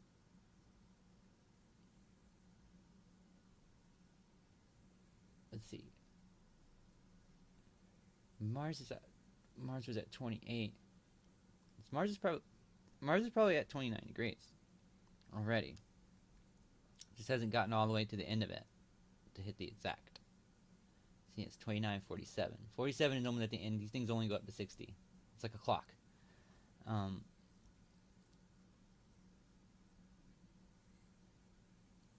So Mars is sextiling my own Mercury, and that kind of makes sense, because like I am really like working really hard with my mind right now. The Mercury is mind and communication. I'm making a live stream You know what I mean? Like, this is so funny. This is why it's good to know your astrological chart. Like, this is my dream for this. Is that this is not even like to make a bunch of money. This is just somehow to like literally put money where my mouth is when I talk about like astrology. Like, it's just like I just want to make this is always my plan to get guys to like astrology. Because guys don't, most of the time aren't into astrology. Most of my friends that I talk to astrology about are women. At least the ones that are like very like into it too, and will, like, just continue to like ask me questions. And yeah, the guys are just, they usually have to butt in at some point and say that they don't entirely believe what I'm saying. But it's like I'm good at explaining it in a way where even like someone who's like kind of like at least a semi-skeptic, like a full-on skeptic, I kind of don't waste my time on, because when people are decided, they're decided, um, and it takes something very profound to change their mind, and that's what I think this is. This is crazy. It's like yo, like, you know, like this is money, y'all. You know what I mean? If I figure this out, everybody will be like, what? So this whole time, if I had studied astrology, I could have been known the Bitcoin price. Cause see, this is my thing. I believe Bitcoin is incredibly volatile and incredibly organic, at least for this point in time. This is why I almost feel like this era of like Bitcoin lining up like this might even be over in a few years. You know, it might, so many investors, rich people might buy it and control it. It'll be like the regular stock market. That's my theory, is that the regular stock market is too controlled by people, by certain individuals. So it doesn't respond as respectively to as many astrological alignments as Bitcoin. Bitcoin has this sort of like, I bet even the altcoins and stuff, like they don't have the same exact kind of volatility unless they're really entwined with Bitcoin. And that's Dogecoin. It's in the news a lot. Everybody's saying that Elon Musk is going to put a bunch of money in. I think this is his chart. I've been meaning to do like an analysis with Elon Musk's chart and what I think is the Dogecoin chart, which I just kind of recently. And you get all these like people that I know. I shouldn't be putting their names. They probably wouldn't appreciate that. I apologize. I need to clean up this. Monday, Pretoria. Okay, and then Dogecoin on the outside. It's like, how does he relate to this? And it's the Australia. I think the it's just the default there. Where's the newer Dogecoin? The one I have that is. I should have one that is.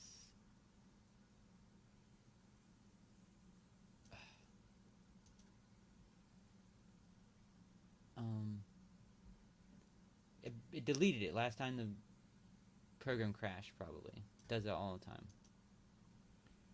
So this is new. Let's just edit this one. Edit this one. Copy edit chart.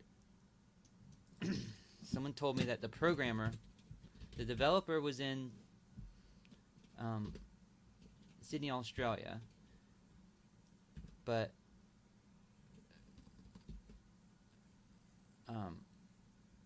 the programmer that actually mined the first block was in Portland, Oregon.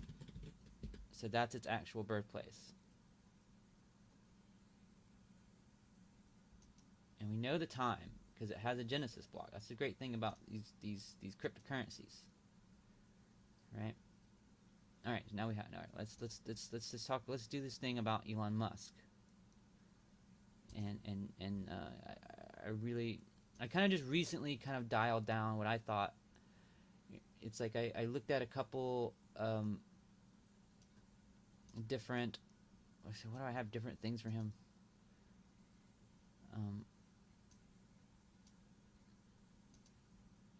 Okay, view. So here we have Elon and Dogecoin, and oh, that's very interesting. We like have almost right off the bat. There's some kind of I have a lot of points displayed though. I shouldn't be displaying all these points. This is two current charts points. Let's just do this. Select. What? Displayed points.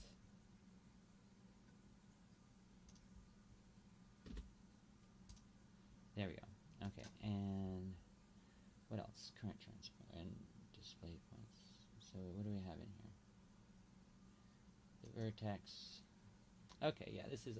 I like the vertex and the anti-vertex.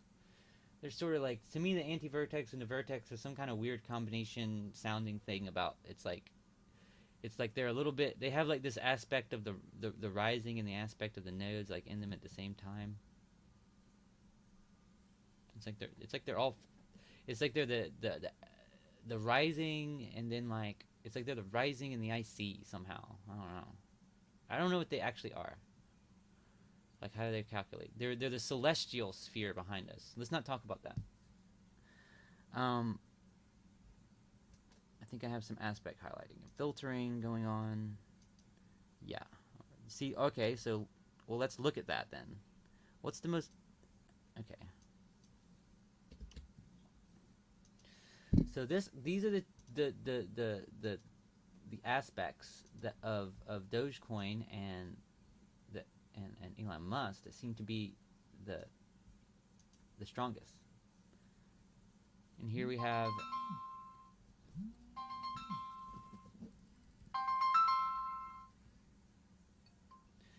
hello? Hello.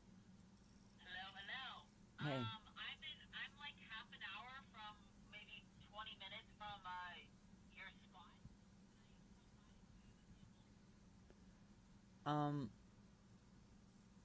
Sure.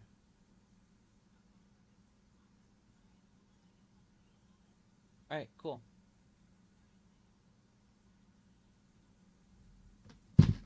Um, all right, sorry about that. No one's watching. Is anybody watching? I don't think anybody's been watching. Someone come in and watch there? Someone came and watched me for a second. Who watched me? Oh well, who cares? I'm like live streaming / recording this, and then I'll just like, I'll chop it up later maybe. So this is interesting though. Here we have Elon in the middle, and we have Dogecoin on the outside. And Elon's part of fortune is Dogecoin's Chiron. Now, whatever debate I have about Dogecoin's chart doesn't mess up that Chiron at all. That Chiron is right there. All right? And then we have Elon's descendant.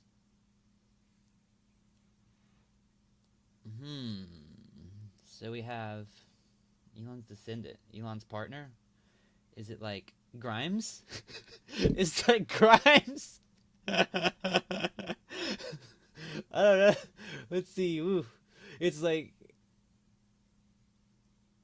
yeah, because of course someone gave Grimes a bunch of Dogecoin, and she's like, Elon, put a bunch of money in it, and then we'll be even richer. I have a bunch of Dogecoin that some fan gave me back in the day.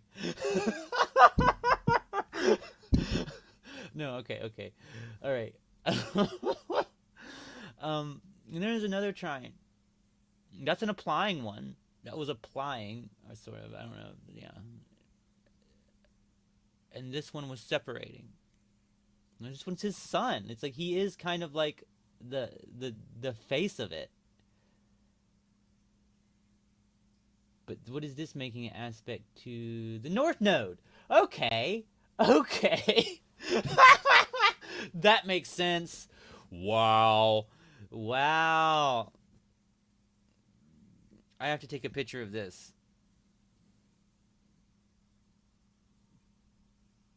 I have to take a picture of this.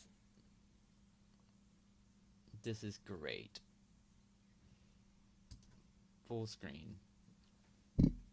I need to share that in the Dogecoin group. Be like, I know you guys don't really know astrology that well, but and and honestly, here we go. We have a moon here at 5 degrees.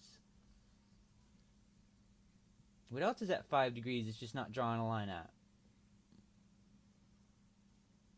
Yeah, this is a powerful triangle here. This is 2 sextiles. See, this is a powerful sextile that he has within his own chart. He has a moon Venus, a moon sun sextile. That's great. That's a great aspect, you know. And it's Cancer and it's in Virgo. I mean, that kind of makes sense for a guy who's like a tech, you know. It's like Cancer is like growth and nurturing, and I've always noticed like Virgo is like very good for like tech kind of stuff because computers are very Virgoan. You know, everything has got to be very, especially programming. You know, I've heard Elon is in addition to being a good entrepreneurial guy, he's also supposedly a really good programmer. Like, you know, that's why he's into this, because he's, you know, usually you get into, you know, something because you were started out as an increment of it, or learning an increment of it at least. You know, he knows the industry. That's why he's good at it. He's part of it, and he has and things. And this is what makes him feel safe and sure about something. You know, it makes him feel he's comfortable when things are down. The details are correct on something. He needs that. He needs the details and the fine little things to be just so, and that's in harmony with his ego for growth. You know, he thinks it's like he has a you know, it's part of his, like, what he prides himself on probably is like knowing, due to, you know, the details of something, it's growth. All right. I mean, it's Elon Musk. I mean, that speaks for itself. I mean, I could say that I'm just like you. I mean, one could say I'm just saying that based off of, we all know Elon Musk, but it's just like these are what these things represent. You know, remember I was talking earlier about chopping up the cookies. You know, that's the details. That's the little things that chops things up. All the ones and the zeros need to be where they need to be. That's why Virgo is the perfectionist. You know, and Cancer, you know, it's the mother. It nurtures. It wants growth. It's you know, both Cancer and Capricorn are structuring signs. You know, it's the mother and the father. They help you grow. You know, it's like the Cancer nourishes, and Capricorn structuralizes. All right. So this is definitely like with the North Node of Dogecoin. This definitely looks like him. He definitely feels good about it. You know, he feels good about its potential growth. Like that's not a joke. Basically, when he says, "Oh, it's the people's coin," you know, it has good. And I think I know why he says that. Because like I read this whole article where Elon Musk left. Like the reason why he left PayPal was because they wanted to change the coding from C++ to something to Linux, Unix or whatever. You know, the other person who was, you know, the main partner of PayPal, he had a different, he preferred a different coding language that Elon likes, the old school stuff. And I think that's why he likes Dogecoin, because he sees that like Dogecoin is just so much more the little brother of Bitcoin. You know, and I even think that, like, you know, Bitcoin is like, you know, is like the oldest sibling, or like the parent of like both Litecoin and Dogecoin. Like they're more directly related, you know. Whereas, you know, it's almost like this. It's almost like they're just like they're one of the older coins. You know, Dogecoin is an older coin. It's older than Ether. You know, it's almost like if you were to give the coins hierarchy based on, you know, the amount of money and like weighed against how long they've been around on as well. then that kind of puts, like, if you gave a stronger factor to its longevity than its current price in market and corporate whatever utilization or whatever the hell, then Dogecoin should really be the third coin, or it should be like in parity with Ether, or I'm sorry, not in parity with Ether, but in parity with with Litecoin, because Dogecoin basically is Litecoin. This is interesting. This definitely looks like Elon Musk pumping a bunch of money into Dogecoin. And it's like Dogecoin. It's like Dogecoin's name was almost like hurt by that. You know, everybody thinks it's like this joke. And Dogecoin is this Pisces. This is the dreamer. You know, the dream of the Doge. This is interesting. It's interesting for this to be the tightest angle, tightest two angles. You know, like as we open it up, like we're gonna see.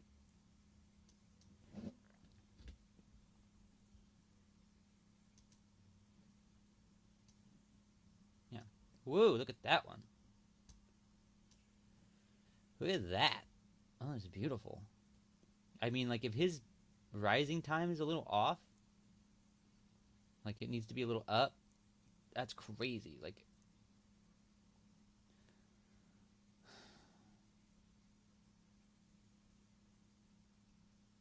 and where is, yeah, because like the only thing I'm discrepancy about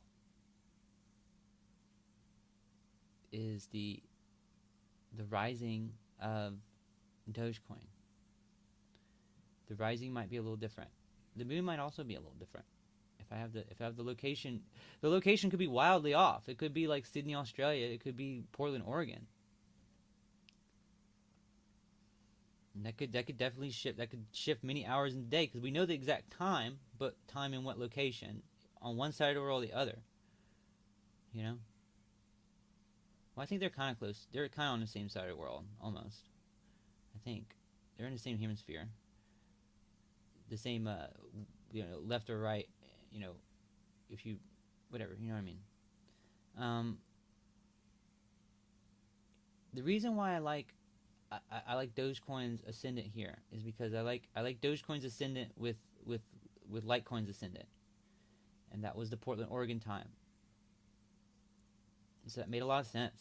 I mean, it's like they have the same. They're the same thing. They're the same body, and it puts its sun in alignment with that, and it gives it that 14-degree sun, which is really close to the 13-degree.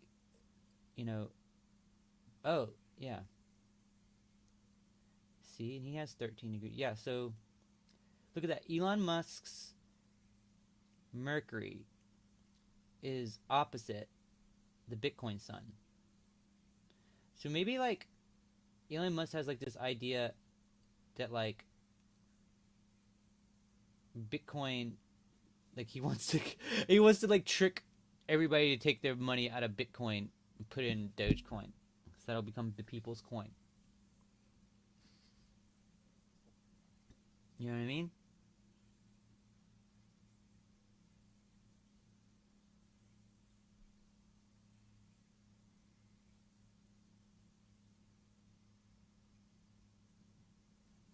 Interesting. What else is significant here? So we have this. So yeah, this is, yeah, and then this. Look at that. This is like some sort of power shield, or looks like the ether thing. It's like a diamond, and it's like basically with the Dogecoin nodes, his part of fortune, his sun. Holy crap! And this, and like I said, his moon is tied in here too. It's like part of this. It's gonna. And this is like such a tight orb. Like holy crap! Like such a tight orb. See, there we go. And I didn't even notice that. Well, it's gonna draw the other one too. It just seems to think that one's closer. And then the quintile with Saturn. Okay, gift structure. So he's a gift. Joe, he's gonna put a bunch of money in Doge. He's just waiting for the right moment to do it. Interesting. Very interesting. That's so interesting. And there's all these legal battles going on about his tweets. It's like he doesn't want to get in trouble for manipulating the market, but I think he kind of wants to. Oh gosh. Oh gosh. Yeah, it's like that's Saturn. Saturn. It's auspicious. And then we have this. He has like there's a vertex with a south node thing. Up there with the Pluto. The Pluto in the third house of Doge.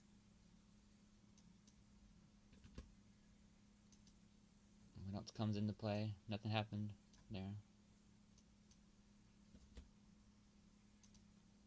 What do we get down here? A little semi-sextile. Between what? Between... Oh.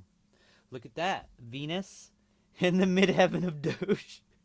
I'm really starting to think I have the birth time right here. I mean, the birthplace. Because, like, these... I mean, I could be just, like... You know, I could be just seeing things I want to see. I always think about that when I look at these things.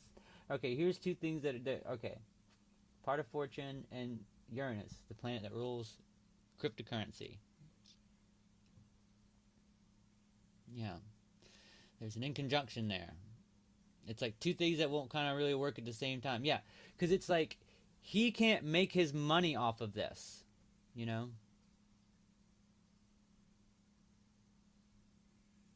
You know? This exists in his own chart. This is not even part of the, this is a very strong correlation in his own chart, and it's lined up with the Chiron of Dogecoin. So it's like that's kind of like a sore spot for Dogecoin, that Elon Musk himself cannot make money off of this. You know, his part of Fortune is in conjunct to Uranus here. It's like, so it's like he's the one, he can tweet, you know. He can be a pal, he can be a partner, Libra, with the dream, Pisces, you know, with his fame and ego and stuff, and, you know, giving positivity to the North Node of Doge. Because based on, you know, what he thinks about, you know, things that are precise and in the right place, you know. Well, this is also the South Node. See, there's a stronger connection to the South Node than there is to the sextile. So the sextile takes work. So I think he thinks fundamentally that has like flaws that need to be fixed. So this is kind of like saying that I heard about that in the news, that the Dogecoin programmers have been working hard on the code. Like they've been trying to, like they've been giving it new life. Maybe they're trying to impress him while he kind of like sorts out whatever this Saturn thing is going on, you know, with the potential, you know, lawsuits or something I heard about. Or he just can't, like, you know, he can't like put his money into it until it's like worked out properly. I don't know, something like that. This is making a lot of sense. Nope. 10. All right, what else do we got here? I didn't draw anything new.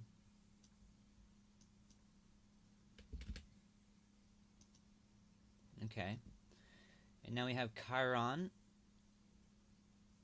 Oh, this is, you know what I love? Oh, wait, no, yeah, okay, the sun. Yeah, the sun. Yeah. So we have, oh, his own, see, there we go. We have a parallelism. They have like a, see, a sort of parallelism. You know, it's like the, you know, it's like a, it's like a sore spot for him probably that he can't really. Oh, it's like oh the Dogecoin like name, the whole ideal of it, the whole ego boost of it, kind of like easily kind of hurt him. It really did. It hurt his kind of like, and this is the descendant, you know, basically like him being looking like he's partners with it. It just looks like that energy just flows. Like he just looks like its partner. He's like the face of it all of a sudden. And that's a wound to him. It's causing him problems. He likes the coin. He thinks it has work. He thinks it has work to be done. He thinks it has a good his ego tells him it has a good future. But and see, this is what makes him like, I guess, a good decision maker about this kind of thing, because his ego tells him very freely that Dogecoin is going somewhere, and it has it doesn't have as much easy thinking about that it doesn't, that it's going to go towards the south node. It's going to stay stuck in the past. Now, but he has a harmony between his sun and his moon. And his moon who like helps him invest in things, I think, and says like no Elon ego, who wants everything to just grow and nurture and expand, grow and nurture and turn into its own thing like a little baby. He's got lots of kids too. I'll say that. That's that kind of makes sense. It needs things to be a certain way. It needs things to be kind of like just so. So it's kind of a little more critical.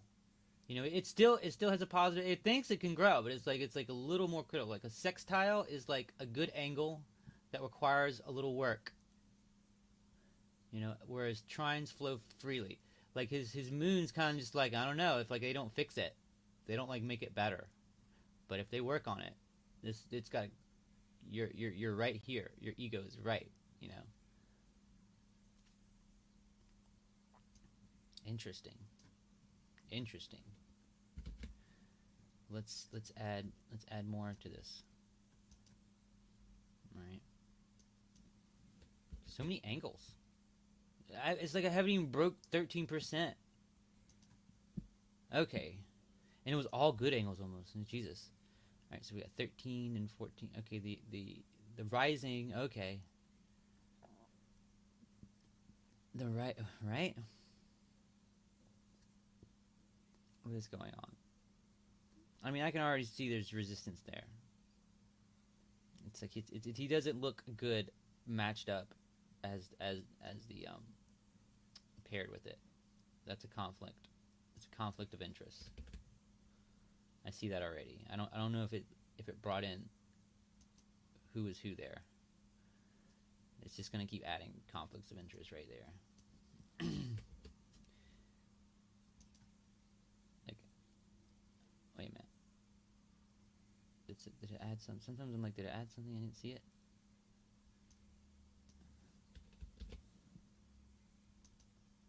Oof. There we go. See, it's like there's all the good angles in the chart between them are way stronger than the negative ones. But just like a whole slew of them just came in with that one switch there. All right. So let's see. Let's take a look at what's there so I can separate. Remember, this is my Mars and my Mercury. I'm sorry, Mars in Virgo and my Mercury in Cancer. Right?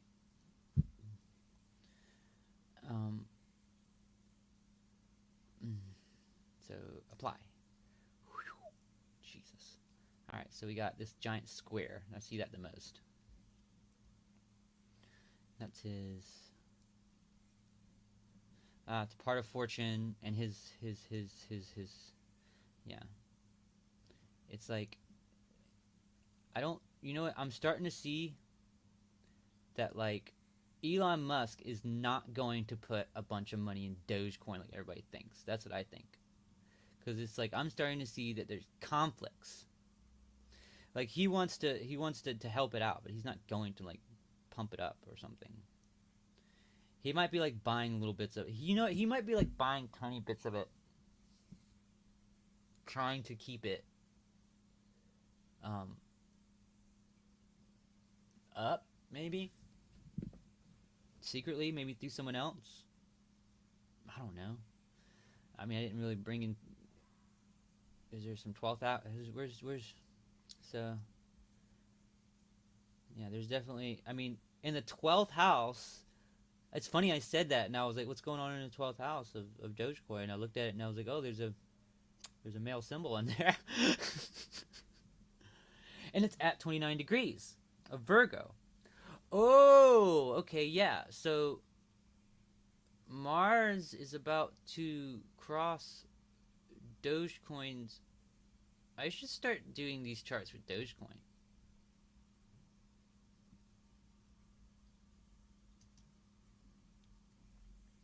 Look at this.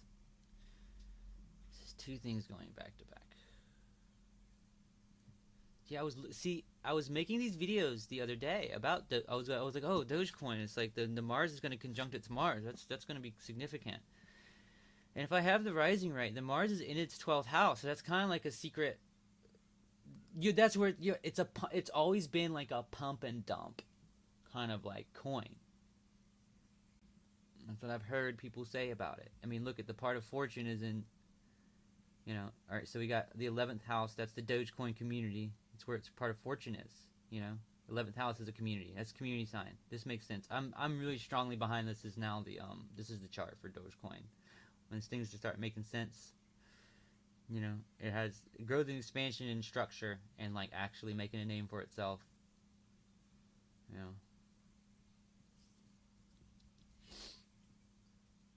And he's helping it make a name for itself. Look at that. 13, 17. Those are really close. Really close. And then he's got some. What does he got for 17? Yeah, he's got his. Oh wait, whoops. See, look. Saturn is trying, right, to the Dogecoin midheaven, if that's what it is, if I have it right.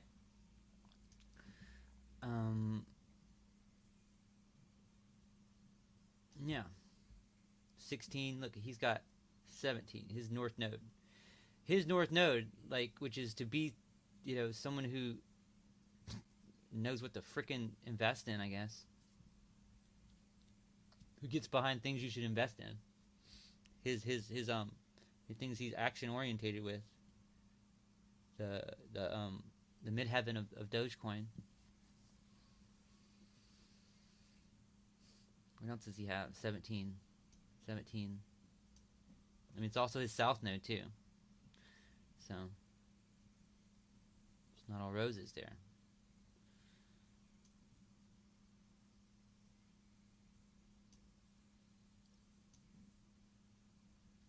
Yeah, the more I look at the houses stuff, it's like, and it's like it's North Node is defining what the fuck it is. I'm sorry, excuse my language. Its North Node is like becoming that's kind of powerful. I love that. It's like North Node is in its first house with this chart.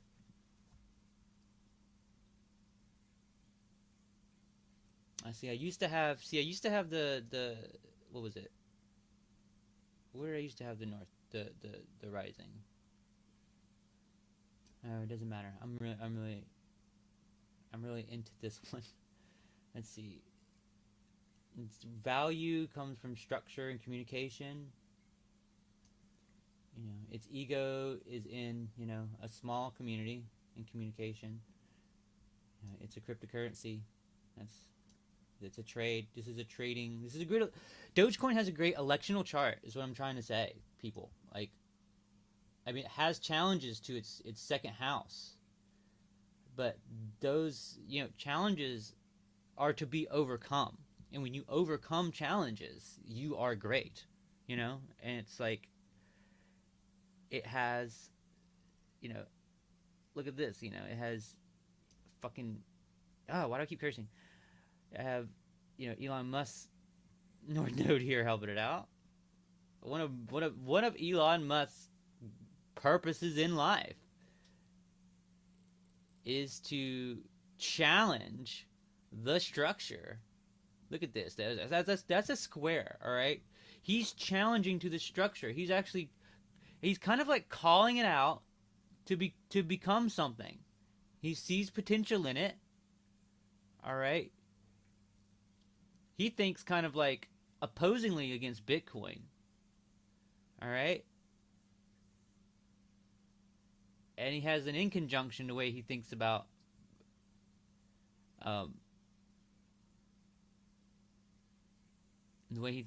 Dogecoin, as far as from an ego standpoint, ego to ego. You know, who he thinks he is, what Bitcoin thinks they are, what Dogecoin thinks they are. You know, when those three egos, you know, they make a little like, it's like sort. Oh, I'm sorry. Yeah, what he thinks of those two egos. Yeah, not his ego. What he thinks, what his mind thinks, which is associated with his ego, because Mercury is never too far from the sun. Yeah, it has like, it's kind of like a god finger thing, like a mini god finger. A sextile would be a god finger, but it's semi-sextile. It's a semi-god finger. You know, he thinks there's some integration problems. You know, probably with the, you know, he's like, they got to integrate. Remember what was going on earlier? If you're listening to that part of the stream, I was like, I can see what he kind of like, how he feels about it. He feels it's got a good potential, but it needs work. You know, if he ever does put money in it, he probably won't do it till that. He probably wants, like, he's probably trying to, you know, get other people, like, we need to get Dogecoin up, and then Elon will get it up. That's what I think, because he can't be caught making a buttload of money off of it. He can't. Because he has so much, he's like, I have so much money. Like, everybody's like, Elon will put all his money in it, but not until, I bet if the people get Doge to $1 by themselves, he will come down and make it 10 or 100 or 1,000. Who freaking knows?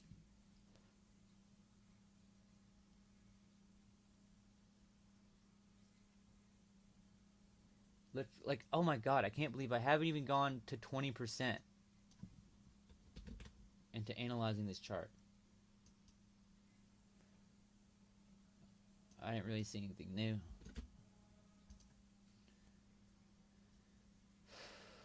We have some more. So his challenge. Yeah, here we go. Yeah, the moon. Yeah. It's like, I'm sorry, guys. It's like, that's him being like, it's challenging for me to you know, to give you what you need. You know. But he's like, but he's trying to put his philosophy onto its structure, its bottom structure, where it's you know, where it has. See, this is the thing too. Like, what I think about Dogecoin is that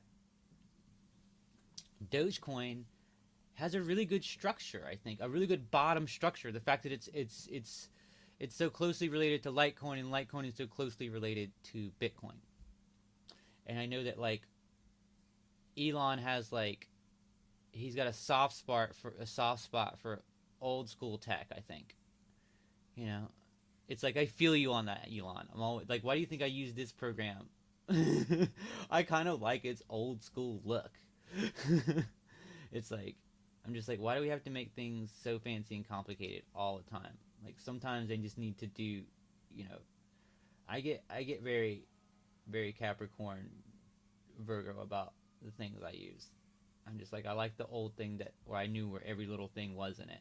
When you expand stuff, you know, when you kind of like make a lot of decisions, and then you know, throw stuff away, and then you kind of get all over the place with it. You kind of have to kind of like be like, okay, what really kind of gave us, you know, what really kind of gave us the structure that's really going to grow, you know? Like that's what I love about astrology. It's like you can just like think about things in this wheel, like in its like evolutionary kind of like way, you know. It's like think about it, you know, you have an idea and then you have to kind of like find some worth into it, and then you have to kind of communicate, if not with other people, to your own self to kind of like start its beginning structure, you know. You have to nurture it from the bottom, and if you don't like get, you know, if you don't like really make it something like that's worth paying attention to, Leo, and you know, no, it's you're gonna lose steam. But at the same time, if you get too fancy with it and you don't like, you know, dial down the details, you know, there's gonna be a decision that happens around here to throw some things away, you know. And then what's left, you need to expand upon, and then kind of structuralize it and see what out of all this expansion that you had, what can you really use to kind of from that bottom, you know. I always like to tell people it's like I think of like the Capricorn, Cancer Capricorn axis like a tree, you know. It's like this is like the roots, and then like you know the ground is here, and then this part is this tree, you know, and this part feeds and nourishes the tree, you know. And then you get up way up in the sky with all your leaves and start making all kinds of fruits, and the fruits drop seeds, and then there we go again. That's just like the cycle of life. I love this.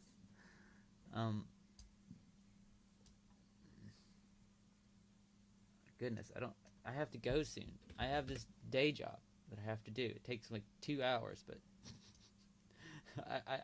I don't want to pull myself away from these graphs ever. I'm so insane. 20%. It's like more things are going to be drawn that it's just going to get really complicated. There's a square. There's a big square there. Of course there is. Look, it's down here with the Mercury and the midheaven and the descendant and the Uranus and the Chiron, and here we go. Yeah, the Icy and the Vertex, Pluto over there off to the side. No surprise. And then we got, yeah, this is the big conflict, the big energy. And you got this cutting through the middle of it too. And yeah, I kind of see the whole dynamic with him in the coin now. It's really interesting. Really interesting.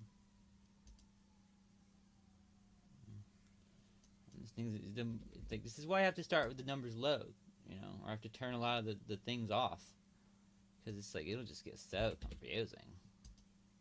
I'm really happy though.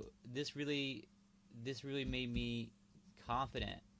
It's like about not only Dogecoin, but Dogecoin's chart that I have, because like especially like when those the alignments with the rising and how they tie in, you know, all that made a lot of sense. It made me think that I have the right chart for Dogecoin. And let's see what's been going on with Bitcoin. What's been going on with Bitcoin? What are you doing? Yeah, it's still kind of staying in my ranges. That's kind of good. I mean, even though my ranges are saying it's going down, I mean, I am happy about being sort of right. That's a thing, right? And look at it. Look at it. It's still kind of like it's kind of digging this line. So that part might be right. It might get up here, you know. And then it might kind of go down here, or maybe I need to raise these lines up. These lines are pessimistic. They are. You know. They don't, you know. Like for instance, like you see how this line is going below this line, and this line it's like going below this line. Like, if this line holds true, that means this line is false and this line is false. So that means this line needs to be above them. You know? I think. But maybe this energy right here isn't strong enough to overcome the losing of this. This energy doesn't replace this one as strongly. That's the thing. We don't know the exact power levels of all these. If I could like mathematically equate the power levels in like dollars or something, or some sort of relative thing of each one of these transits, I could know how big these triangles should rise and descend. And this could all be information put into a computer that then kind of like basically just draws. You just give it all. You just give the computer all this information, and it can just like. I would love to have a computer just like draw all these triangles, all of them, on this graph.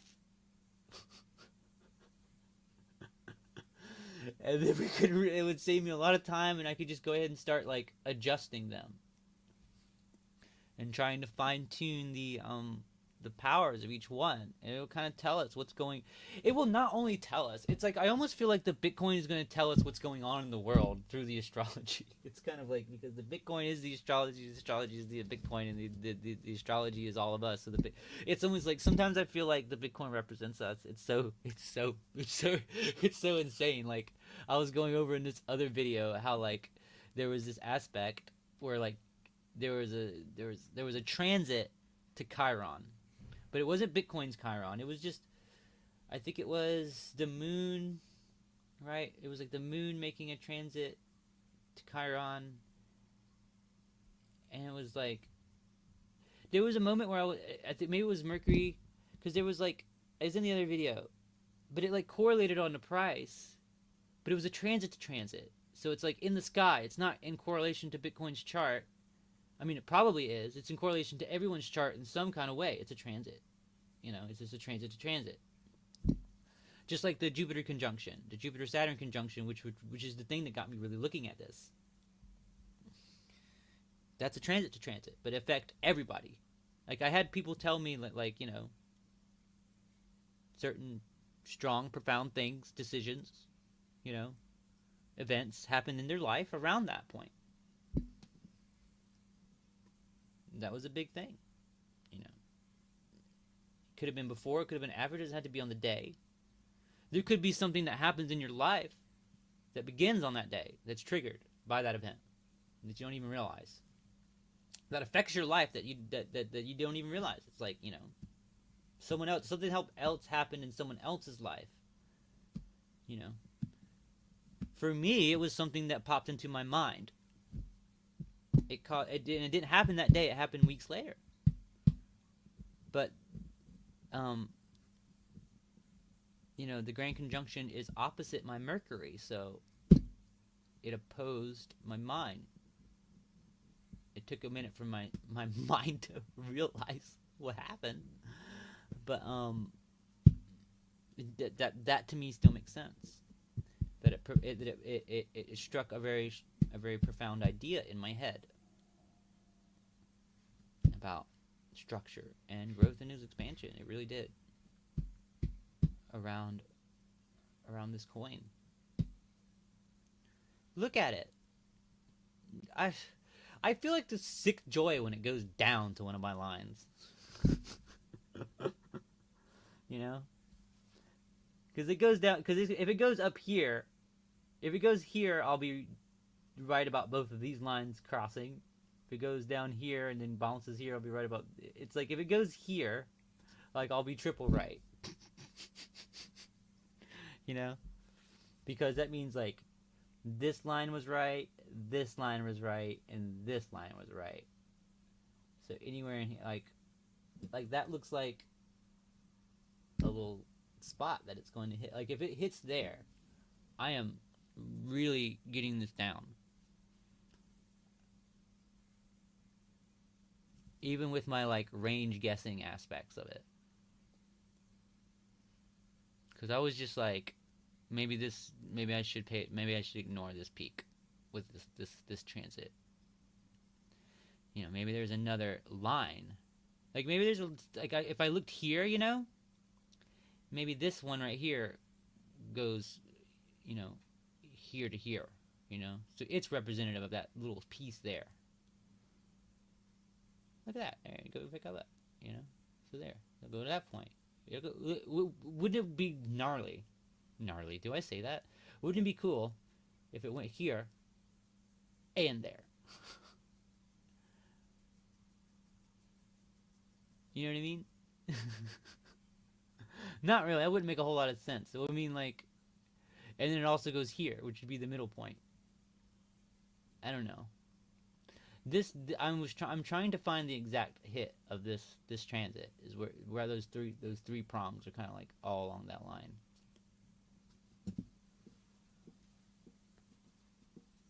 This is so long. This is getting so long, and it's 2 o'clock. But what I want to do now is I want to. All right, I think I might have to. I might have to kind of like take a break. I might have to take a break.